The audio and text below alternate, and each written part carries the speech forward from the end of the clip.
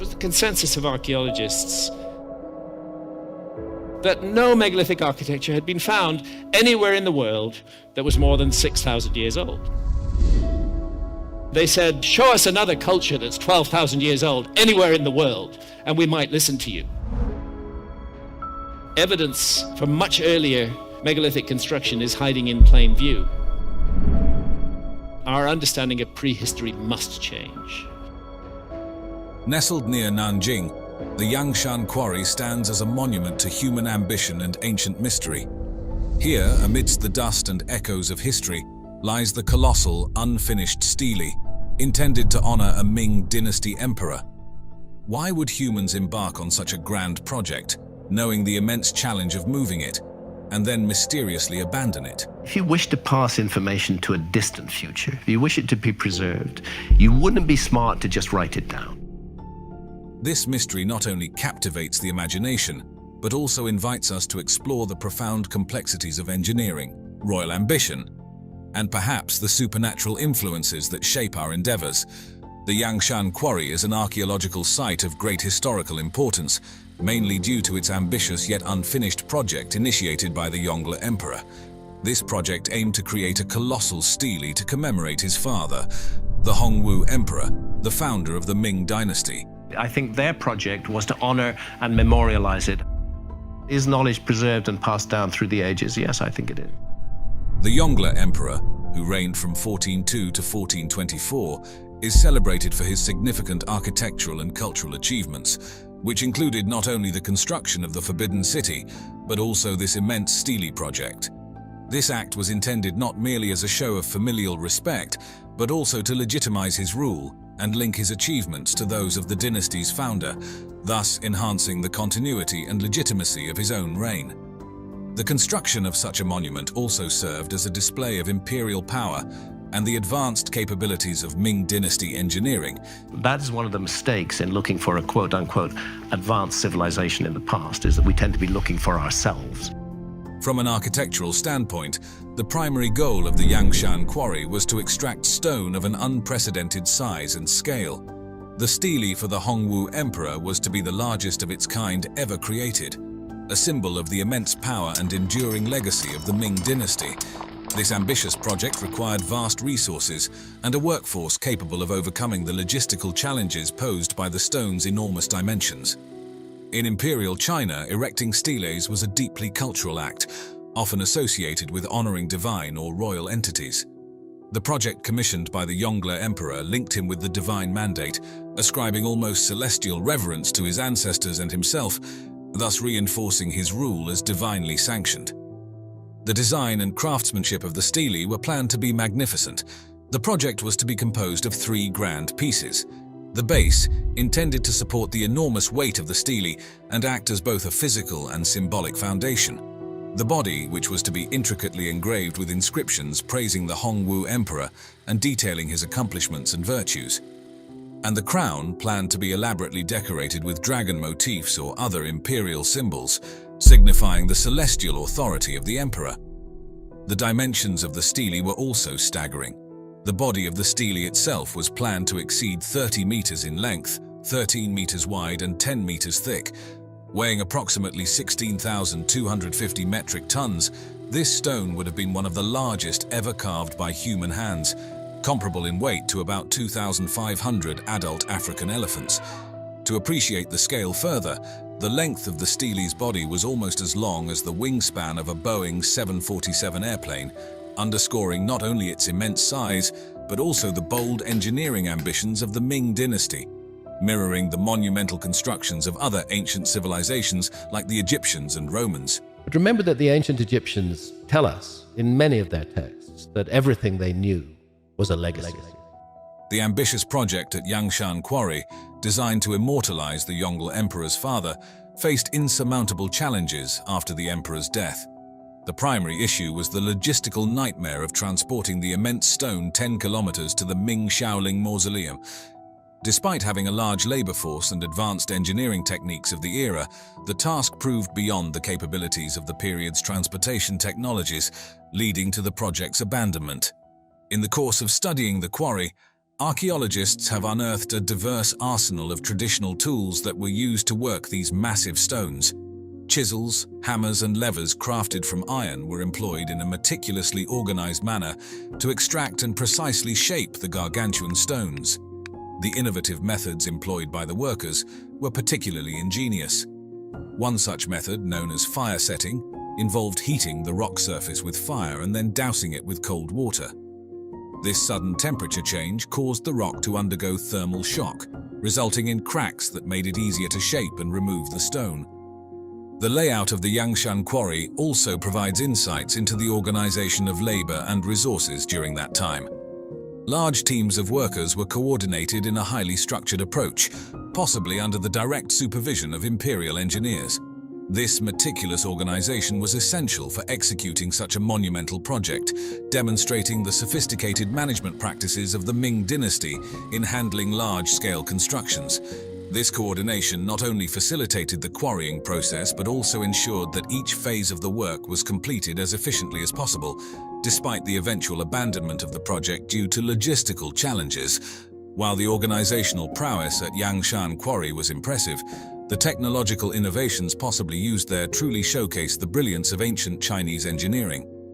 The enormous stones at the quarry, some of the largest ever quarried in human history, display a level of precision in cutting and shaping that suggests the use of extremely advanced techniques.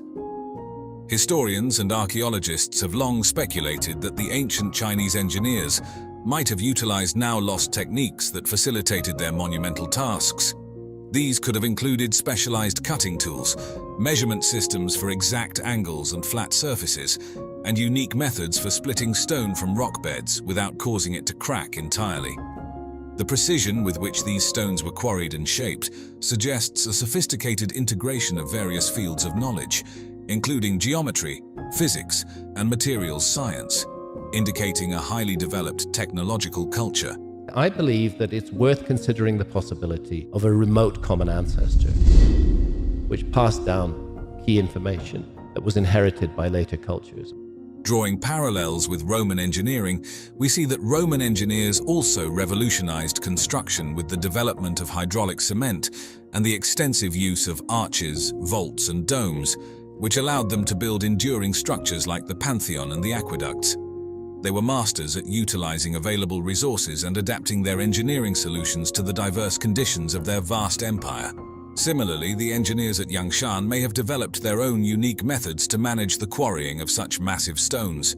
This might have involved the use of intricate lever systems designed to maximize mechanical advantage, or even early forms of cranes which could have been powered by large human teams or possibly by animals. Both civilizations demonstrated an understanding of leverage and load distribution.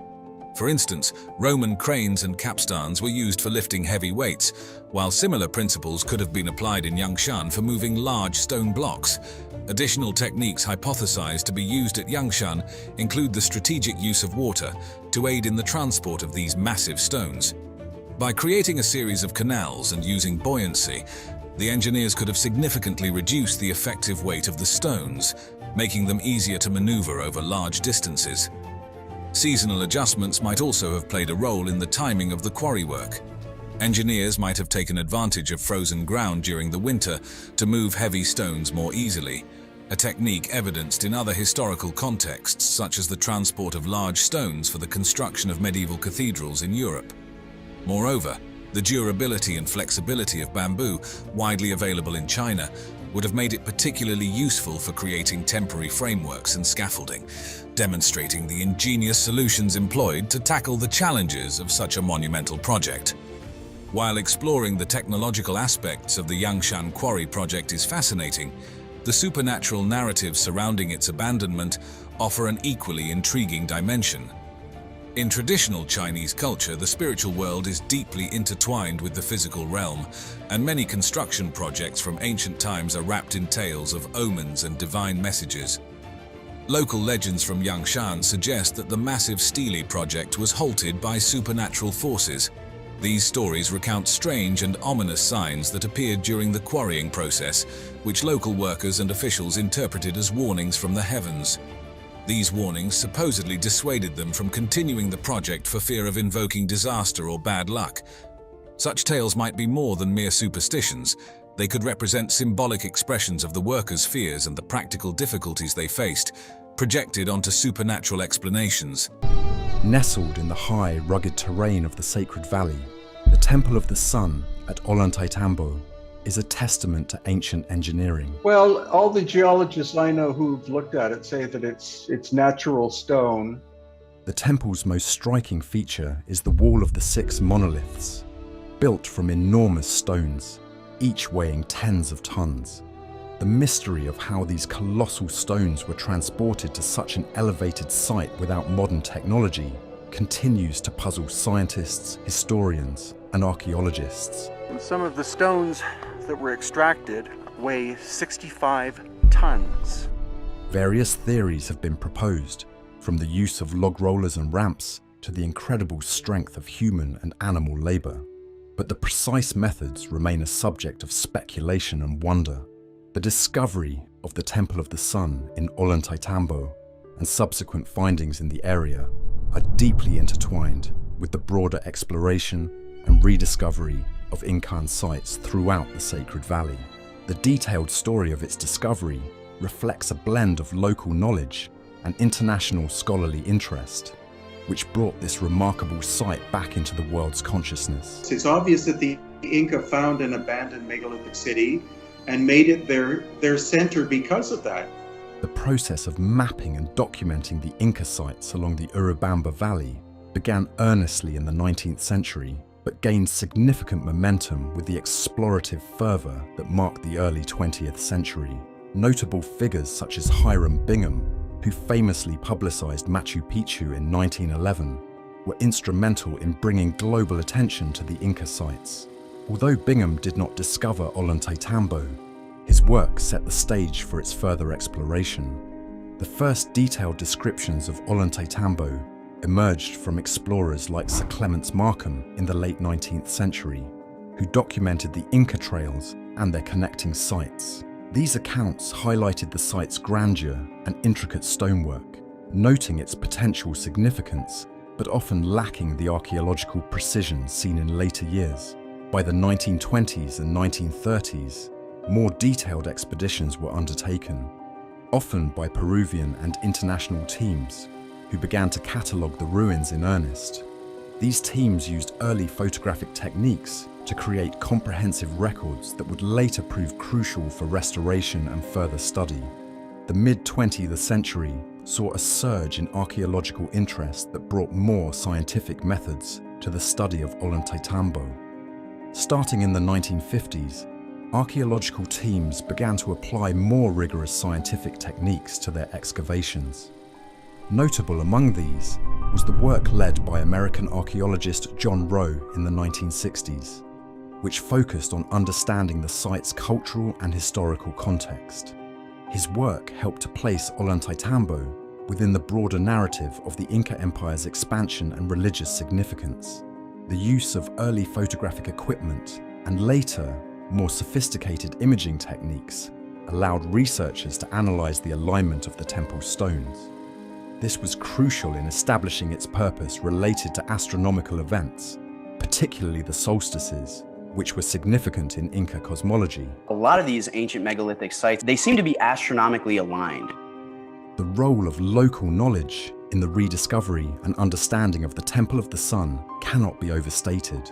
The temple's significance in local folklore helped guide and enrich the archaeological narrative.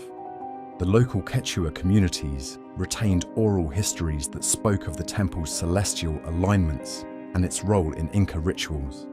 These stories, passed down through generations, often provided the missing links in understanding the site's function, such as the significance of specific stone placements and their relationship to Inca astrology. Local stories frequently guided archaeologists to specific parts of the site that had been overlooked or misunderstood. For example, the local legend of the Path of the Sun helped researchers identify and understand the importance of certain architectural lines that align with the sun during the winter solstice. The water mirrors found near the Temple of the Sun at Ollantaytambo provide a fascinating glimpse into the sophisticated engineering and astronomical knowledge of the Inca civilization. These architectural features, essentially functioning as reflective pools, offer insight into how the Incas manipulated natural elements to serve both practical and ceremonial purposes. The primary function of these water mirrors was to observe and track celestial bodies. By observing the reflections of the sun, moon, and stars, Inca astronomers could determine critical calendrical and agricultural periods. This was essential not only for the timing of planting and harvesting crops, but also for determining the dates of various religious festivals and ceremonies, which were profoundly influenced by astronomical events. Taking into account the solstices and equinoxes for ceremonial purposes. An intriguing comparison can be drawn between the Incan water mirrors and the use of water in Roman architecture, such as in the famous impluvium in Roman atrium houses. Like the Incan mirrors, these Roman basins were central architectural features designed to collect rainwater, but they also played a role in the aesthetic and practical aspects of Roman domestic life, providing a source of water and a focal point for the household.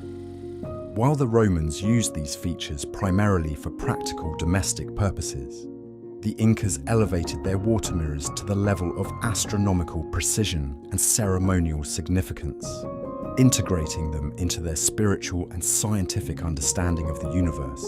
This comparison not only highlights the universal human attraction to and use of reflective surfaces, but also emphasizes the unique ways in which such features were adapted to meet specific cultural needs and beliefs. The Wall of the Six Monoliths at the Temple of the Sun in Ollantaytambo stands as a profound testament to Inca engineering and architectural prowess. This iconic structure features 6 massive stones, each masterfully carved and placed with precision that remains a topic of admiration and mystery among historians and engineers alike. The crafting of the Wall of the Six Monoliths involved sophisticated stoneworking techniques that the Incas had perfected over generations. The stones were quarried from sites several kilometers away, involving a complex process of extraction, transportation, and placement. The precise technique used to transport these massive stones remains partially speculative, with theories suggesting the use of log rollers, llamas, and sheer human force. Once at the site, the stones were meticulously shaped to fit together perfectly. This was achieved through a method known as ashlar masonry, where stones are cut to fit together without mortar. The joints between the stones are so fine that it is often said not even a piece of paper can slide between them. This precision not only added to the aesthetic and structural integrity of the wall, but also enhanced its seismic resilience, allowing it to withstand the frequent earthquakes that can occur in the region. The construction of such a wall required a deep understanding of geological and architectural principles. The Inca builders selected specific types of stone based on their durability and resistance to weathering.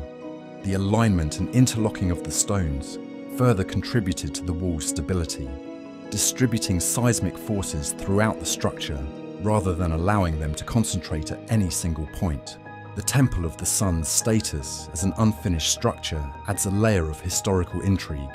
The abrupt halt in its construction provides a snapshot into a tumultuous period marked by the Spanish conquest. Archaeological findings at the site reveal a sudden stop in construction activities. Tools and materials were found abandoned, as if the workers had dropped them mid-task. Large stone blocks, partially carved, remain scattered around the site, suggesting that significant planning and labor were underway at the time of the disruption. This unfinished state offers a unique insight into the Inca construction methods, as it lays bare the various stages of their building process, from initial stone shaping to final placement. The presence of these artifacts helps archaeologists understand the chronological order of construction phases and the techniques used by the Incas. To grasp the scale and weight of the stones in the Wall of the Six Monoliths, consider that each stone could weigh as much as 50 tons. This is comparable to the weight of 10 large African elephants, or about 35 compact cars. The effort to move, carve, and perfectly place each of these stones is akin to modern engineering feats, such as the assembly of massive turbines used in hydroelectric dams, or the construction of heavy concrete structures in earthquake-prone areas. There was a Spanish traveler who crossed the entire width of South America. And on the way, yes, he reported seeing huge cities. Within 100 years, other Spaniards were in there exploring. They couldn't find the cities. I think that we are dealing with a lost civilization that was shamanistic in its basis. And they're only being found now. Deep in the high, rugged terrain of the Sacred Valley, the Temple of the Sun at Ollantaytambo stands as a marvel of ancient engineering. The temple's most awe-inspiring feature is undoubtedly the wall of the 6 monoliths, composed of enormous stones weighing tens of tons each. The mystery of how these massive stones were transported to such an elevated location without modern technology continues to baffle scientists, historians, and archaeologists alike. Some people think that the answer is extraterrestrial visitors. I don't think that's the answer, but who knows? While theories abound, from the use of log rollers and ramps to the sheer force of human and animal power, the exact methods remain a subject of speculation and admiration. Incredible megaliths there, which archaeology gives entirely to the Incas, even though the Incas themselves recognized and honored the work of predecessors. The discovery of the Temple of the Sun in Ollantaytambo within the Sacred Valley is a proof to the blend of local wisdom and global scholarly interest that has illuminated many Incan sites to the world. This particular site's journey into modern awareness began in earnest during the 19th century and gained significant momentum from the explorative zeal of the early 20th century. Notable figures like Hiram Bingham, known for bringing Machu Picchu to global attention in 1911, played a crucial role in setting the stage for the exploration, even though he wasn't directly involved in its discovery. The first detailed accounts emerged from the efforts of explorers like Sir Clements Markham in the late 19th century. These early explorers documented the Inca trails and their connecting sites, marveling at Ollantaytambo's grandeur and intricate stonework while noting its potential significance. By the 1920s and 1930s, more thorough expeditions were conducted. Both Peruvian and international teams worked to catalogue the ruins using early photographic techniques, which helped to create detailed records that would prove invaluable for both restoration and further study. If you wish to pass information to a distant future, you wouldn't be smart to just write it down. How can we know that our script is going to be readable by any other culture, let's say 10,000 years in the future? The mid-20th century brought a surge of archaeological interest that introduced more scientific methods to the study of this ancient site. Beginning in the 1950s, archaeological teams started applying rigorous scientific techniques to their excavations, notably during the 1960s under the direction of American archaeologist John Rowe. His work was pivotal in contextualizing Ollantaytambo within the broader narrative of the Inca Empire's expansion and religious practices. These teams made significant technological advances, employing early photographic equipment and, later on, more sophisticated imaging techniques to analyze the alignment of the temple's stones. This was especially important for understanding the temple's role in relation to astronomical events, such as the solstices, which held considerable significance in Inca cosmology. On the summer solstice, you're going to see the sun rising far to the north of east. Go there on the winter solstice, you're going to see it far to the south of east. The local Quechua communities also played an essential role in the rediscovery and understanding of the Temple of the Sun. Their oral histories and legends, passed down through generations, spoke of the temple's celestial alignments and its role in Inca rituals. These stories often provided the missing links in understanding the site's function, highlighting the significance of specific stone placements and their relationship to Inca astrology.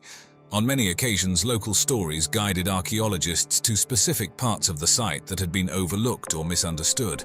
For instance, the legend of the Path of the Sun helped researchers identify and understand the importance of certain architectural lines that align with the sun during the winter solstice, further enriching our understanding of this magnificent site. That advanced civilization emerged out of shamanism itself.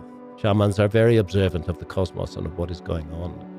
Continuing our exploration of Ollantaytambo's fascinating features, let's delve into the marvel of the Wall of the Six Monoliths. This structure is a stunning testament to Inca engineering and architectural skill, comprising 6 massive stones each carved with incredible precision. The craftsmanship is so meticulous that the joints between the stones are practically invisible, often said to be so tight that not even a piece of paper can slide through. The construction process of this wall was no small feat. The Incas employed sophisticated stoneworking techniques honed over generations. The stones, sourced from quarries several kilometers away, required a complex logistical effort to transport. While the exact methods remain a subject of debate among historians, theories include the use of log rollers, llamas, and substantial human labor. Upon arrival at the site, these stones were shaped with great care to fit together seamlessly, using a technique known as ashlar masonry, which involves cutting stones to fit without the need for mortar. This not only enhanced the wall's aesthetic and structural integrity, but also its resilience against the region's frequent earthquakes. Understanding the geological and architectural principles was crucial for the construction of such a structure. The Inca builders meticulously selected types of stone for their durability and resistance to weathering. The strategic alignment and interlocking of the stones added to the wall's stability, effectively distributing seismic forces across the structure rather than concentrating them at any single point. Adding to the mystique of the Temple of the Sun is its status as an unfinished monument. The construction was abruptly halted, marked by a chaotic scene where tools and materials were left scattered around the site. Large, partially carved stone blocks still lie around the site, painting a vivid picture of a sudden and dramatic cessation of work. This snapshot in time provides a unique window into the Inca construction techniques and the meticulous planning that characterized their building processes. Is knowledge preserved and passed down through the ages? Yes, I think it is. To truly appreciate the enormity of the Wall of the Six Monoliths, consider that each stone could weigh as much as 50 tons. This scale is comparable to the weight of 10 large African elephants or about 35 compact cars. Such comparisons not only highlight the ingenuity of the Inca builders, but also help us grasp the sheer scale of their architectural achievements. While exploring the impressive architectural feats of the Incas, another fascinating element at Ollantaytambo is the water mirrors near the Temple of the Sun. These reflective pools serve as a testament to the Incas' refined engineering and deep astronomical knowledge. Crafted to manipulate natural elements for both practical and ceremonial purposes, these water mirrors showcase a profound understanding of the environment. The design of these water mirrors was both ingenious and purposeful. The bases were made of flat, smooth stones polished to a high sheen, enhancing their reflective properties. The edges of the pools were lined with precisely cut stones, ensuring the water remained still and perfectly mirrored the sky above. The primary function of these mirrors was to observe and track celestial bodies, aiding the Incas in determining critical agricultural and calendrical periods. Such observations were vital for the timing of crop plantings and harvests, as well as for setting the dates of various religious festivals and ceremonies. The Incas demonstrated advanced hydraulic skills in constructing these water mirrors. They expertly channeled water from nearby rivers or springs through a complex system of aqueducts, ensuring a continuous flow into the mirrors throughout the year. This capability highlights their profound mastery of water management, which was essential for the functionality of the mirrors. The importance of these water mirrors came to light again in the late 20th century when they were rediscovered during a detailed archaeological survey. Covered by overgrowth and filled with debris for centuries, the mirrors were largely forgotten until the 1990s. Archaeologists using ground-penetrating radar and traditional excavation techniques found anomalies in the soil that led to the uncovering of these structures. Restoring them posed significant challenges. The process involved delicate procedures to clear the vegetation and debris without damaging the ancient stonework. Specialists in stone conservation were tasked with repairing cracks and replacing missing stones, using materials and techniques that matched the original Incan craftsmanship. An interesting parallel can be drawn between these Incan water mirrors and the Roman impluvium, water features central to Roman atrium houses designed to collect rainwater. While both cultures utilized architectural features involving water for practical purposes, the Incas took it a step further by integrating their water mirrors into their spiritual and astronomical practices, significantly differing from the Romans' primarily domestic use. This comparison highlights not only the universal human fascination with reflective surfaces in architecture across different cultures, but also the unique adaptations of such features to meet specific cultural needs and beliefs. Japan is a megalithic culture. Many of the megaliths in Japan have never really been properly studied. This doesn't happen naturally. This is a man-made structure. Unless there's any doubt that it's man-made, let's get up close and look at it. It's made of individual blocks of stone. Having gone to all the work of creating huge megaliths like this, they wouldn't have wasted them. Imagine standing before a vast network of subterranean caverns, extending thousands of square meters deep into the earth, carved from the unique volcanic tuff known as Oya stone. When these caverns at the Oya stone quarry in Utsunomiya were first created, it seemed nearly impossible for humans of that era to shape such an immense and complex structure, yet somehow they did, with nothing more than rudimentary tools and sheer human effort. I want to know what else is going to be found that hasn't been investigated yet at all. We're just touching the edge of a huge mystery. Did this really happen? Or was there more at play here than meets the eye? Fast forward to today, and despite our advanced technology and engineering prowess, replicating such a feat remains a formidable challenge. This marvel of both natural formation and human endeavor invites us to explore its depths, uncovering the secrets held within its echoing chambers and imposing walls. I think we're confronted by an enormous mystery with megalithic sites all around the world, and we don't understand them properly. The Oya stone quarry, with its deep historical roots in Japan's architectural landscape, offers a fascinating glimpse into the evolution from localized resource extraction to significant industrial use. The exact discovery date of the quarry isn't well documented, but evidence suggests that small-scale extraction of Oya stone began around the Heian period. I think the dating of quite a number of megalithic sites needs to be reconsidered. It quickly became popular for its unique properties, particularly its ease of carving when freshly quarried, which made it ideal for constructing religious structures like temples and shrines, as well as for creating detailed statues for these sites. As we move into the Edo period, the role of Oya stone expanded dramatically. This was a time of relative peace under the Tokugawa shogunate, marked by urbanization and the burgeoning need for more durable building materials. Oya stone, known for its enhanced fire resistance, became a critical resource in constructing robust fire-resistant walls, particularly in Edo, modern-day Tokyo, which was prone to frequent fires. Wildfires are what you expect when you have a bit of a comet air bursting up above you. The quarry's activities intensified with technological advancements in mining, such as the introduction of better chiseling tools and more systematic methods for removing large stone blocks. The expansion of cities during this period necessitated large quantities of durable materials, and Oya stone was extensively used not just for building walls, but also for bridges and other infrastructure projects that required materials that could withstand both the elements and the threat of fire. As demand surged, the shogunate implemented stricter regulations to manage the quarry operations effectively, ensuring the extraction rates were sustainable and that the stone remained available for future generations. When we compare Oya stone with European limestone, which was used for similar purposes, we notice both materials share the property of hardening over time, which is ideal for constructions meant to endure. However, while limestone in Europe was often chosen for both its practical and aesthetic qualities, Oya stone's use in Japan was deeply intertwined with the country's cultural and religious practices, reflecting a unique blend of utilitarian and spiritual values. This distinction highlights not only the functional importance of Oya stone, but also its role in shaping the cultural heritage of Japan. The Oya stone quarry is celebrated for its production of Oya stone, a unique type of green, tough volcanic rock. Known for its distinctive qualities, this stone has been a cornerstone in Japanese architecture and art for centuries. Let's dive deep into its rich historical tapestry and uncover some fascinating details along with a compelling theory. Tracing back to around 800 AD during the early Heian period, the operations at the Oya stone quarry began in an era marked by the consolidation of power in the Japanese imperial court and a cultural boom influenced heavily by the Chinese Tang dynasty aesthetics.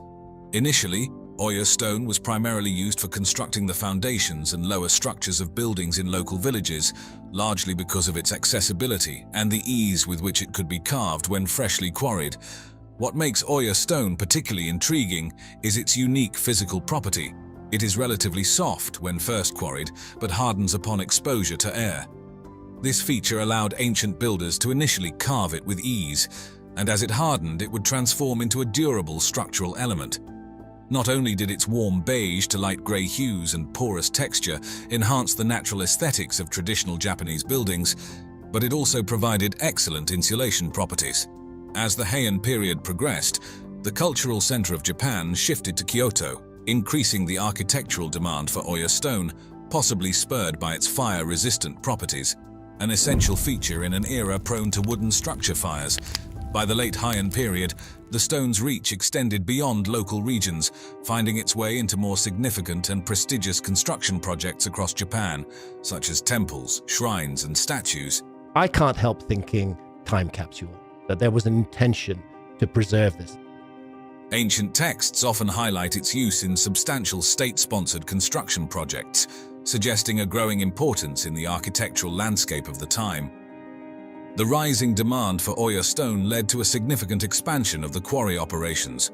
Quarrying techniques evolved from simple manual methods to more organized mining activities involving larger labor forces. This expansion not only catered to the increasing architectural demands, but also became a focal point for local economic development, providing numerous jobs and contributing to the growth of surrounding communities. An intriguing theory about the Oya stone quarry is that it was discovered and initially developed under the auspices of the imperial family of Japan. This theory suggests that the imperial family might have used the quarry to demonstrate their divine right to rule by constructing temples and palaces with this unique stone. Ancient cultures all around the world preserved a memory of a high civilization.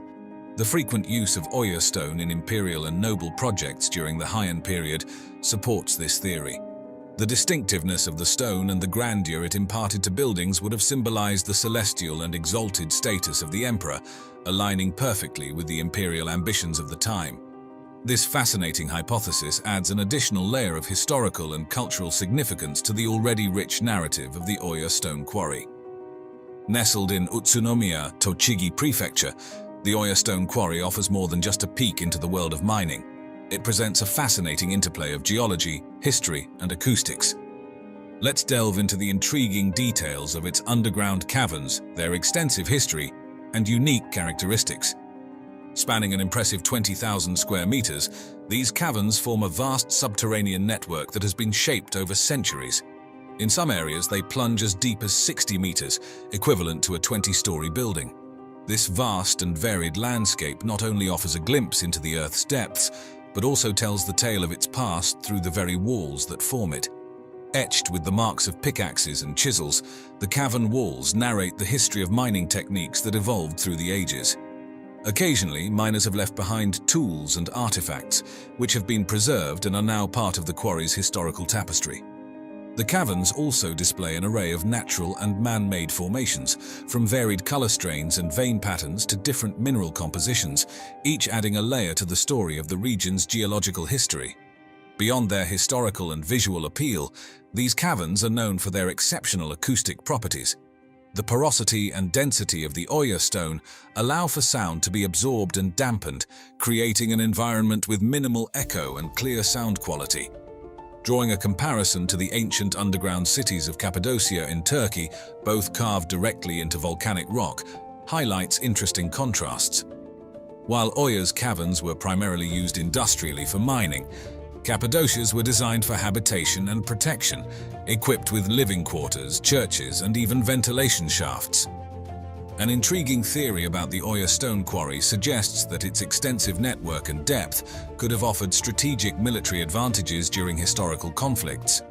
The caverns, with their complexity and depth, might have served as excellent hiding spots or secret passages, a theory supported by Japan's historical use of landscape features in military strategy. Moreover, the Oya stone quarry has caught the eye of the film and television industry due to its dramatic and otherworldly ambience. For instance, Martin Scorsese's Silence used the haunting backdrop of the caverns to portray the rugged landscapes of 17th century Japan, enhancing the grim atmosphere of the story. While not actually filmed at the quarry, the scenes within the fortress-like environments of Inception evoke a similar monumental scale and maze-like interiors that one can associate with the Oyo Stone Quarry's vast network. Something drove the builders of the Great Pyramid to go to a very great additional trouble, not only to create this massive, imposing monument, but also to lock it on to true north, and then other things, to incorporate into its dimensions the dimensions of our planet. The Serapeum of Saqqara is located in the vast Saqqara necropolis, an ancient burial ground about 30 kilometers south of modern-day Cairo, Egypt. This necropolis is renowned for its numerous pyramids, most notably the famous Step Pyramid of Djoser. The Serapeum itself is situated within this expansive complex, specifically nestled in the desert sands to the west of the Pyramid of Djoser. This location is significant due to its proximity to these monumental structures, adding to the historical and cultural richness of the area. The discovery of the Serapeum in 1851 is a fascinating story. It was unearthed by the French Egyptologist Auguste Mariette, who originally traveled to Egypt with the intent of collecting Coptic manuscripts for the Louvre. However, he quickly became captivated by the country's ancient monuments. Mariette's discovery of the Serapeum was rather serendipitous. While exploring the area, he noticed the head of a sphinx protruding from the sand. Intrigued, he began excavating and soon uncovered an entire avenue of sphinxes that led to the underground galleries of the Serapeum.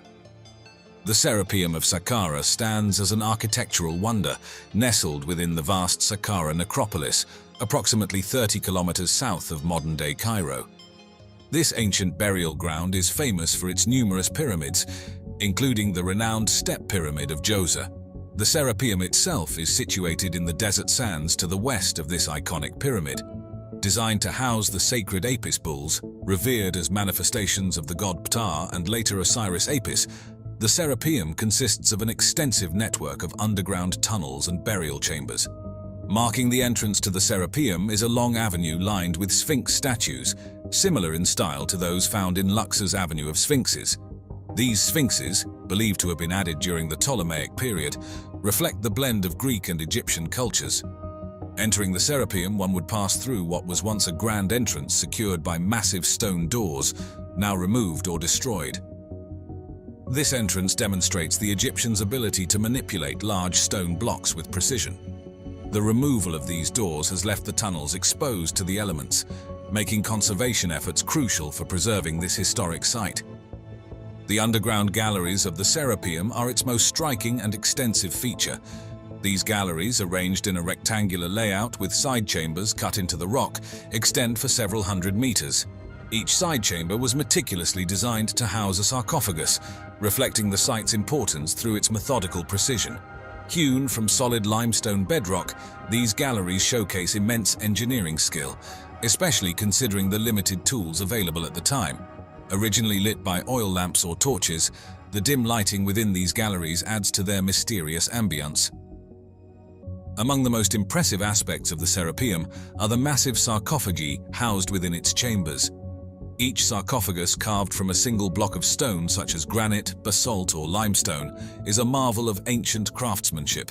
Some weigh over 70 tons and measure up to 4 meters in length, raising questions about how these enormous stones were transported and positioned within the narrow confines of the underground chambers. The precision of their craftsmanship, with smooth surfaces and accurate dimensions, is comparable to that seen in the construction of the Great Pyramid of Giza, indicating a continuity of advanced engineering skills over centuries. The walls of the Serapeum are richly adorned with hieroglyphic inscriptions and carvings, detailing the burial rites of the Apis bulls and the religious rituals associated with their worship. These inscriptions also mention the pharaohs who ordered the construction of the galleries and the burial of the bulls, providing valuable historical context. The decorations include depictions of gods and goddesses, scenes of offerings, and symbolic motifs like the Ankh, symbolizing life, and the Jed pillar, symbolizing stability. An interesting comparison can be made between the Serapeum of Saqqara and the catacombs of Rome. Both are extensive underground burial complexes, but while the Serapeum was dedicated to the sacred bulls, the catacombs were used for human burials, primarily by early Christians. The construction and transportation of the massive sarcophagi in the Serapeum have long intrigued historians and archaeologists. Several theories have been proposed to explain these feats. One widely accepted theory is that the ancient Egyptians used a system of ramps to transport the massive stone blocks from quarries to the construction site. These ramps could have been straight, zigzagging, or spiral, depending on the terrain and the specific requirements of the project. Another theory suggests that the stones were moved using wooden rollers and sledges. Workers would place the stone blocks on sledges and drag them over a series of logs, lubricated with water or oil to reduce friction. This method is supported by depictions in ancient Egyptian art, showing workers transporting large statues and blocks in this manner. Some researchers believe that lever and pulley systems might have been used to lift and position the sarcophagi within the underground chambers. Though no direct evidence of such devices has been found, the concept aligns with the known mechanical ingenuity of the ancient Egyptians. The most straightforward explanation involves sheer human labor. Teams of workers, possibly numbering in the hundreds, could have coordinated their efforts to move the stones using ropes, sledges, and manual force. Another fascinating structure near the Serapeum is the Step Pyramid of Djoser, an architectural marvel located in the Saqqara necropolis, about 30 kilometers south of modern-day Cairo. Saqqara served as the burial ground for the ancient city of Memphis, the capital of Egypt during the Old Kingdom. The pyramid stands prominently within this vast necropolis, surrounded by numerous tombs and other pyramids, making it a central feature of the area. The Step Pyramid of Djoser was rediscovered in the 19th century by European explorers. However, it was the French Egyptologist Jean-Philippe Lauer who carried out systematic excavation and study beginning in the 1920s. Lauer's extensive research and restoration efforts over several decades significantly enhanced our understanding of the pyramid's construction and historical significance. This pyramid is notable for being the first colossal stone building in Egypt, marking a significant evolution in pyramid construction. Built during the 3rd dynasty for Pharaoh Djoser by his architect Imhotep, who is often credited as the first known architect in history, the pyramid consists of 6 mastaba-like structures stacked on top of each other, each decreasing in size as they ascend, giving it its distinctive stepped appearance. Originally standing approximately 62 meters tall with a base measuring 109 meters by 121 meters, the pyramid has slightly reduced in height over time due to erosion. The core of the pyramid is made from rough, small limestone blocks, while the outer casing was constructed from fine Tura limestone, which gave the pyramid a smooth, bright appearance. This construction represents a significant technological advancement from earlier mud brick mastabas to large-scale stone architecture. Beneath the pyramid lies a vast labyrinth of tunnels and chambers. The central burial chamber, located at the bottom of a 28-meter shaft, was constructed from granite and intended to house the sarcophagus of Pharaoh Djoser.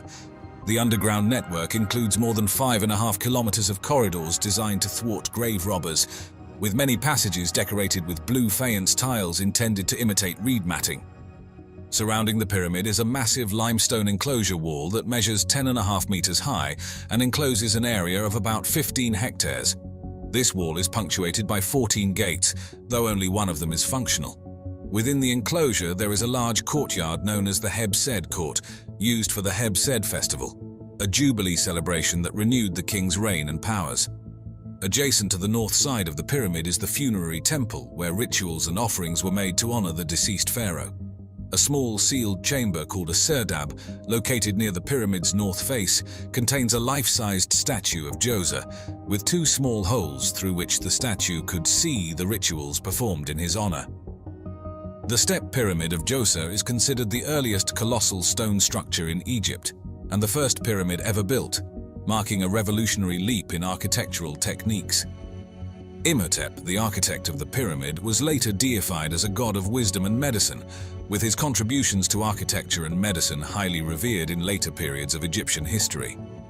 The Step Pyramid set the precedent for future pyramid construction in Egypt, influencing the design of smooth-sided pyramids like those found at Giza.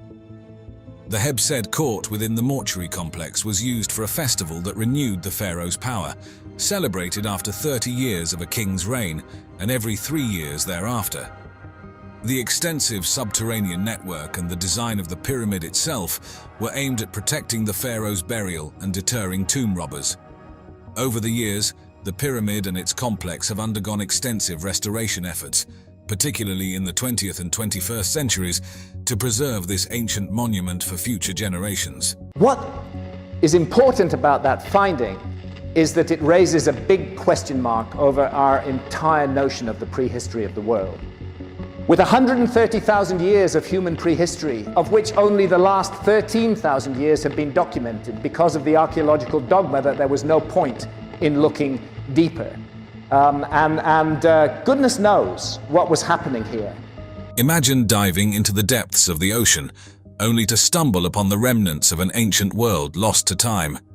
The Bimini Road in the Bahamas and the Yonaguni Monument off the coast of Japan are two such mysterious sites that challenge our understanding of history. Could these submerged structures be the handiwork of advanced pre-flood civilizations, or are they simply nature's remarkable creations? Join us as we delve into the mysteries of these underwater marvels, exploring the theories and controversies that surround them, and uncover the secrets that lie beneath the waves. The Bimini Road, an underwater rock formation off the coast of Bimini Island in the Bahamas, has long captivated historians, archaeologists, and enthusiasts of ancient mysteries. This intriguing formation is often linked to the legend of Atlantis and is thought by some to be evidence of an advanced pre-flood civilization. The Bimini Road consists of a series of rectangular limestone blocks that appear to be deliberately placed, creating what looks like a road or wall beneath the ocean's surface. The Bimini Road was first discovered in 1968 by a team led by Dr. J. Manson Valentine, a marine biologist and archaeologist. During an underwater expedition near North Bimini Island, Dr. Valentine, along with Jacques Mayol and Robert Angove, documented the formation, noting its peculiar arrangement and the striking regularity of the stone blocks. Dr. Valentine published his findings, describing the Bimini Road as a structure consisting of large, flat, rectangular stones, some measuring up to 4 meters in length. The stones were arranged in a linear fashion, forming a path approximately 800 meters long. This arrangement led to speculations about its origin and purpose. The Bimini Road is composed primarily of limestone, a common sedimentary rock in the region. The blocks are roughly rectangular and vary in size, with some measuring as large as 4 meters in length, 3 meters in width, and 1 meter in thickness. The stones are arranged in a haphazard yet seemingly deliberate pattern, leading to theories that they were placed by human hands rather than formed through natural processes. Several theories have been proposed to explain the origin and purpose of the Bimini Road. Some geologists argue that it is a natural formation, resulting from the erosion of beach rock. They suggest that the rectangular blocks are a product of natural processes, such as the fracturing and erosion of limestone by wave action and tidal forces. This theory posits that the formation is an example of beach rock, a type of limestone that forms in the intertidal zone. As sea levels fluctuated over millennia, these rocks could have fractured and shifted, creating the appearance of a man-made structure.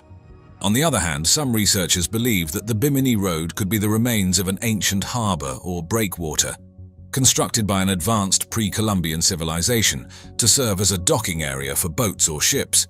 The most famous and controversial theory links the Bimini Road to the lost city of Atlantis. Proponents of this idea argue that the formation is evidence of a highly advanced civilization that existed before a catastrophic flood event. This theory was fueled by Edgar Cayce, a renowned American psychic, who predicted that remnants of Atlantis would be found near Bimini in the late 1960s. Since its discovery, the Bimini Road has been the subject of numerous investigations and research expeditions. In the early 1970s, British researcher Harold Wilkins conducted dives and studies at the site, reporting additional stone structures and artifacts that further fueled speculation about its origins.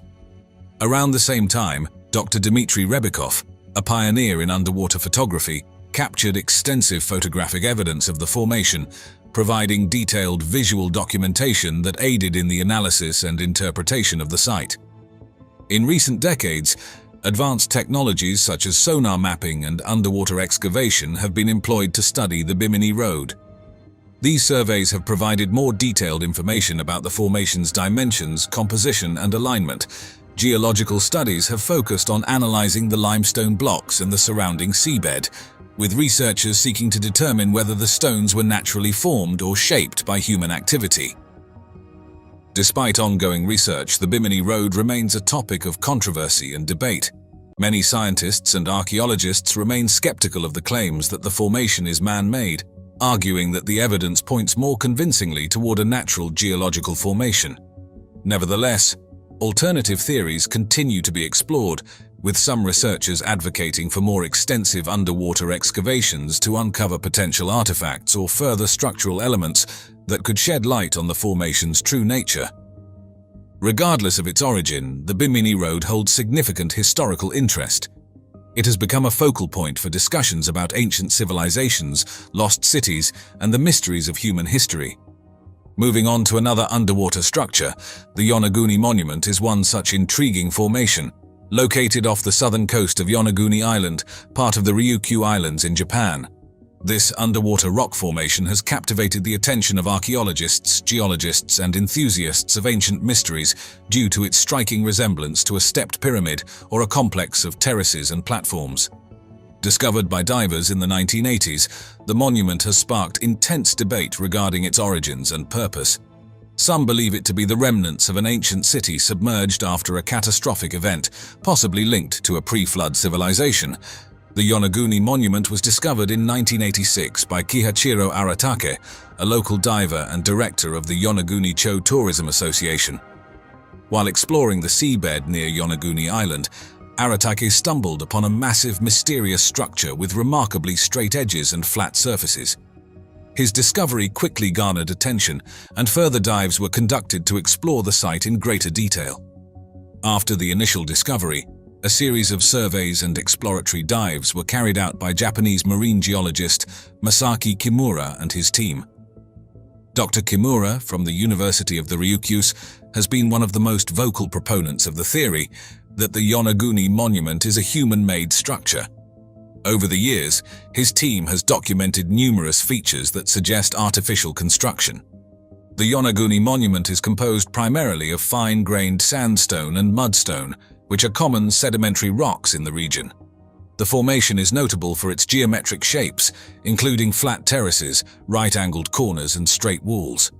The structure measures approximately 150 meters in length, 40 meters in width, and 27 meters in height.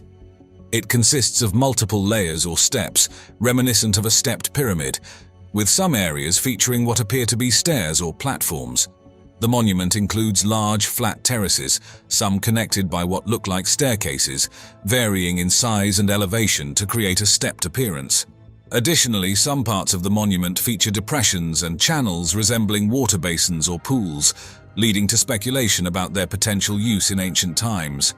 Certain sections include upright stone pillars and walls with sharp angles, which further contribute to the theory of human intervention. The origins and purpose of the Yonaguni Monument have been the subject of much debate and speculation. Some geologists argue that the monument is a natural formation, resulting from tectonic activity and natural erosion processes. They suggest that the geometric shapes are a result of the natural fracturing and weathering of the sandstone. The formation's straight edges and flat surfaces could be attributed to the natural jointing of sandstone, where vertical and horizontal fractures create block-like structures that resemble human-made features. On the other hand, proponents of the human-made theory, such as Dr. Masaki Kimura, believe that the monument is the remains of an ancient civilization that existed more than 10,000 years ago. They argue that the precise angles and regular shapes are unlikely to have been formed solely by natural processes. This theory posits that the Yonaguni Monument was part of a city or complex submerged after a catastrophic event, such as a massive earthquake or rising sea levels at the end of the last ice age. Some researchers have also explored the possibility that the Yonaguni Monument is connected to local legends and myths.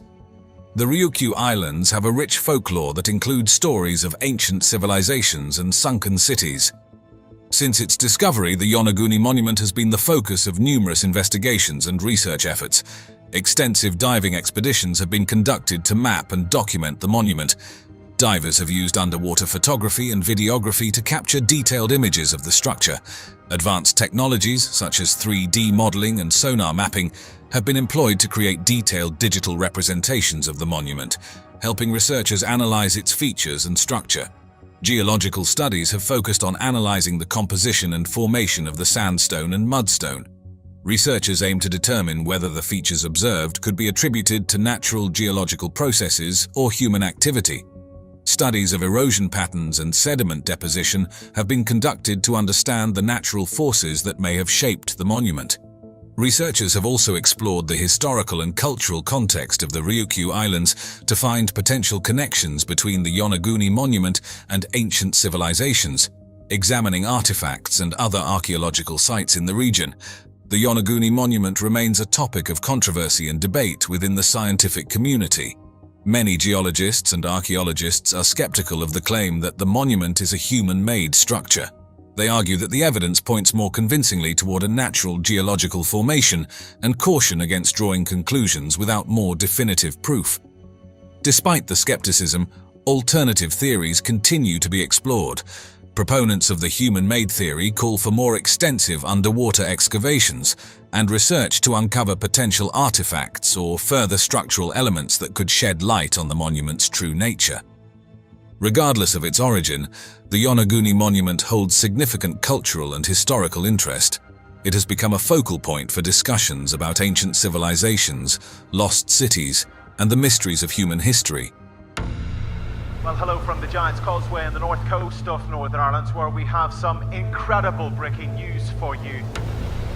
Unconfirmed reports that the giant Finn McCool has gone into winter hibernation. There was the unmistakable sound of snoring coming from within the mountain. Through the winter time, of course, he's hibernating. Sure, don't all mythological creatures hibernate through the winter?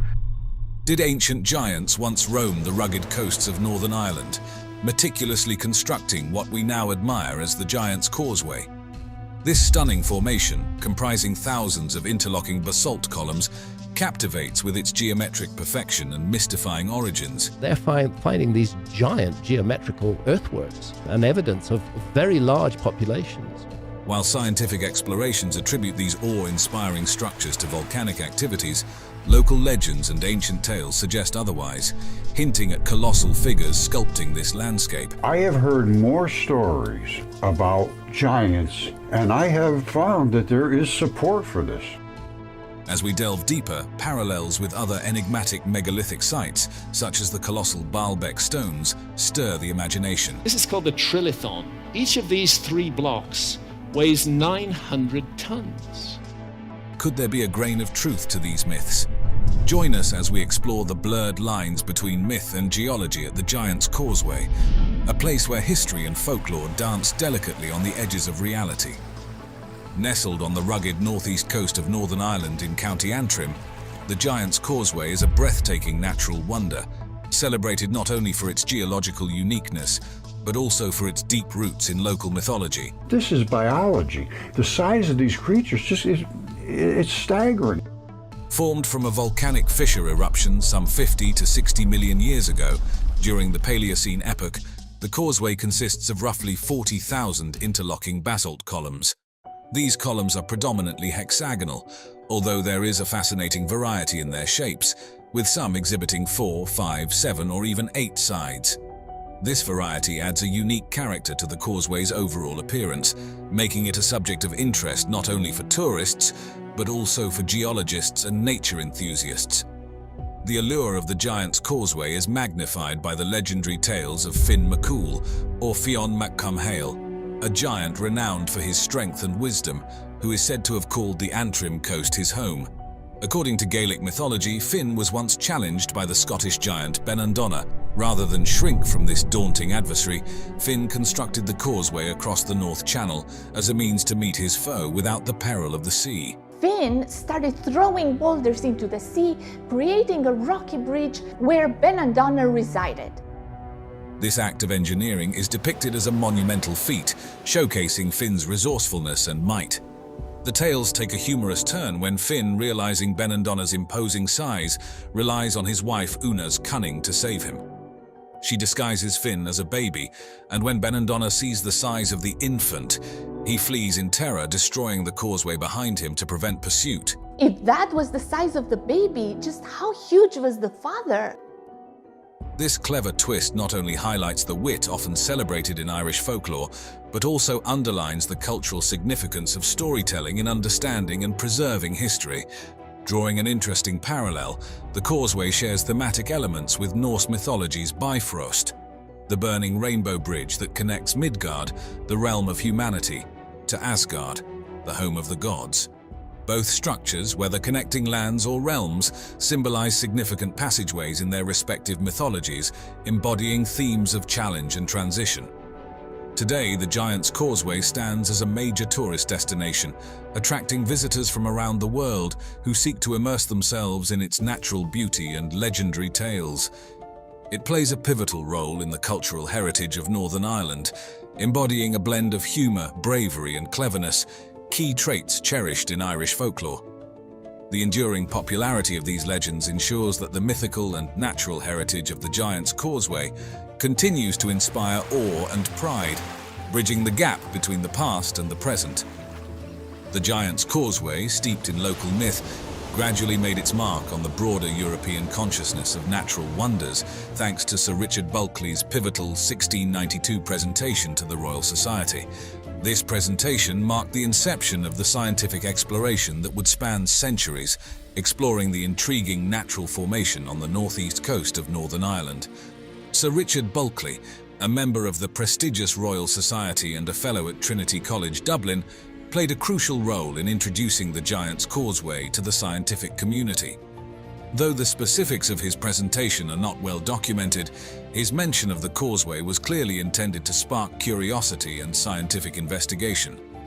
This early academic nod was instrumental, paving the way for the causeway to be studied under the emerging scientific methodologies of the Enlightenment, attracting the attention of geologists and natural philosophers. I want to know what else is going to be found that hasn't been investigated yet at all. We're just touching the edge of a huge mystery. The 18th century saw a burgeoning scientific interest in the natural world, with the Giant's Causeway becoming a focal point of study. The unusual basaltic columns drew scientists, prompted by Bulkeley's mention, to theorize about their origins. This period was marked by significant debates, notably between Neptunism and Plutonism. Neptunism posited that the rocks had formed from minerals crystallizing in the oceans, suggesting that the causeway's columns were sedimentary deposits. In contrast, Plutonism argued these structures were the result of volcanic activity, where molten basalt cooled and contracted to form the hexagonal columns. Championed by James Hutton in the late 18th century, Plutonism eventually won out and is now the accepted explanation for the formation of the Giant's Causeway. Turning our gaze to a similar marvel, Fingal's Cave on the Scottish island of Staffa offers a compelling parallel to the Giant's Causeway. Both are characterized by strikingly similar hexagonal basalt formations, and both are steeped in connected folklore. Fingal's Cave is said to be named after the same giant linked to the causeway. This shared geology and lore have spurred theories of a possible geological bridge once connecting Ireland and Scotland, highlighting not only the shared natural wonders, but also the rich cultural ties between the two regions through their legends. This comparison deepens our appreciation of how geological formations can weave together the fabric of myths across lands. Fingal's Cave on the uninhabited island of Staffa is a place where geological wonder meets literary inspiration. Its discovery by the modern world came in 1772 when Sir Joseph Banks, already famed for his voyage with Captain James Cook, explored the cave. During his tour of Scotland, he was struck by the natural architecture of the cave. Banks's vivid descriptions in his letters and journals captivated the British public and intellectuals alike, spreading its fame far and wide. His portrayal helped cement the cave's status as a natural wonder, drawing artists, writers, and eventually tourists, especially during the popular Grand Tour period in Europe. The name Fingal's Cave owes its origin to James Macpherson's literary work, which claimed to translate ancient Gaelic poetry, although it was later debated and considered largely his own creation. Nonetheless, the popularity of these poems romanticized Scottish history and added a mythical quality to the cave, linking it with the hero Fingal. This association not only named the cave, but also framed it within a narrative of heroic deeds and a mystic past, reinforcing it as a symbol of Scottish pride and identity. The cave itself is a geological marvel, formed through the cooling and solidification of lava. This process starts when a large lava flow cools uniformly, causing it to contract and fracture into long, symmetrical columns, mostly hexagonal in cross-section. This phenomenon is not only rare, but also visually stunning, contributing significantly to the cave's fame. Inside, the cave's structure is grand and cathedral-like, standing about 72 feet high and stretching around 270 feet back into the cliffs. The roof arches naturally, and the floor, partially submerged, is constantly washed by seawater, enhancing the cave's eerie and mystical sounds. Moreover, Fingal's Cave is renowned for its extraordinary acoustics. The structure of the cave, combined with the rhythmic sounds of the ocean, creates a haunting soundscape that echoes against the basalt columns. This auditory feature significantly influences the cave's allure and has inspired numerous artists, playing a crucial role in the cave's artistic legacy. Through its natural beauty and the echoes of its columns, Fingal's Cave continues to be a source of fascination and inspiration, weaving together the strands of nature, myth, and art. It was the view, very firm view of archaeologists, that there had been no megalithic architecture. When I say megalithic, I mean literally big stones, stone circles, huge constructions, nothing like that before 6,000 years ago. Central to my work was the notion of a global cataclysm, roughly 12,500, 12,800 years ago. They are not saying that it also wiped out a lost advanced civilization of prehistory. I'm saying that. In the heart of Lebanon's Bekaa Valley lies an ancient wonder that defies the sands of time, the Baalbek Temple Complex. This is Baalbek in the Lebanon. Each of these 3 blocks weighs 900 tons. Home to some of the largest and most mysterious stone blocks ever used in construction, these colossal remnants of the Roman Empire's grandeur weigh as much as 1,650 tons each, more than an entire fleet of blue whales. How these stones were transported and precisely set into place remains one of history's most captivating puzzles. I don't know how they did it. All I know is they did it. I don't think anybody knows how they did it, how they lifted those stones, how they brought them up to that level. Join us as we delve into the enigmatic world of Baalbek, where ancient engineering meets modern curiosity, challenging everything we thought we knew about human ingenuity. A Roman site for sure, but what about this bizarre enclosure wall that surrounds it? Nestled in the fertile Bekaa Valley of Lebanon, the ancient site of Baalbek is a testament to architectural and cultural grandeur spanning thousands of years. Known as Heliopolis during the Hellenistic period, Baalbek's journey began as a modest Phoenician town named Baalath, dedicated to the worship of Baal, a god associated with the sun and storms, pivotal to the agricultural rituals of its people. The transformation of Baalbek accelerated following its conquest by Alexander the Great in 334 BC. Under Alexander, the city absorbed Greek cultural and architectural elements, emblematic of his broader strategy to fuse Greek and local traditions across the regions he conquered. This Hellenistic influence set the stage for Baalbek's later architectural evolution under the Romans, who saw the city's strategic and religious potential. What archaeologists say, they found they could move 900-ton blocks, but 1,000 tons was too much for them. Roman architects and engineers embarked on an ambitious construction agenda in the 1st century BC, which saw Baalbek grow into a grand ceremonial center.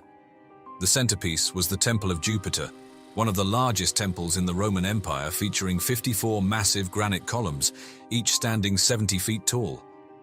Today, only 6 of these majestic columns remain, but they continue to dominate the landscape, offering a window into what was an architectural marvel of the ancient world. Nearby, the Temple of Bacchus stands as a testament to Roman decorative art and architectural detail, with its well-preserved carvings depicting mythological scenes and festivities. Not far from these, the Temple of Venus showcases a unique circular design, breaking from traditional Roman architectural norms and highlighting a syncretic blend of Roman and local religious practices. Baalbek's construction feats, especially the transportation and placement of massive limestone blocks, draw parallels with other ancient marvels like the Egyptian pyramids and Stonehenge, showcasing the Romans' advanced engineering techniques. Look at the famous King's Chamber. Its walls and its ceiling of the King's Chamber are all made with gigantic blocks.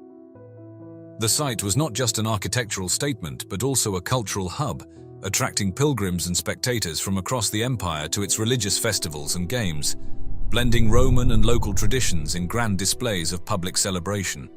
In comparison to other monumental Roman sites like the Pantheon in Rome, Baalbek stands out for its scale and the complexity involved in erecting such gigantic structures far from the Roman heartland.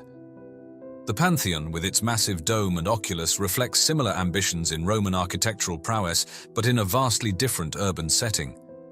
Both sites, however, illustrate the Roman Empire's architectural ambition and its ability to mobilize resources and technology across its vast territories.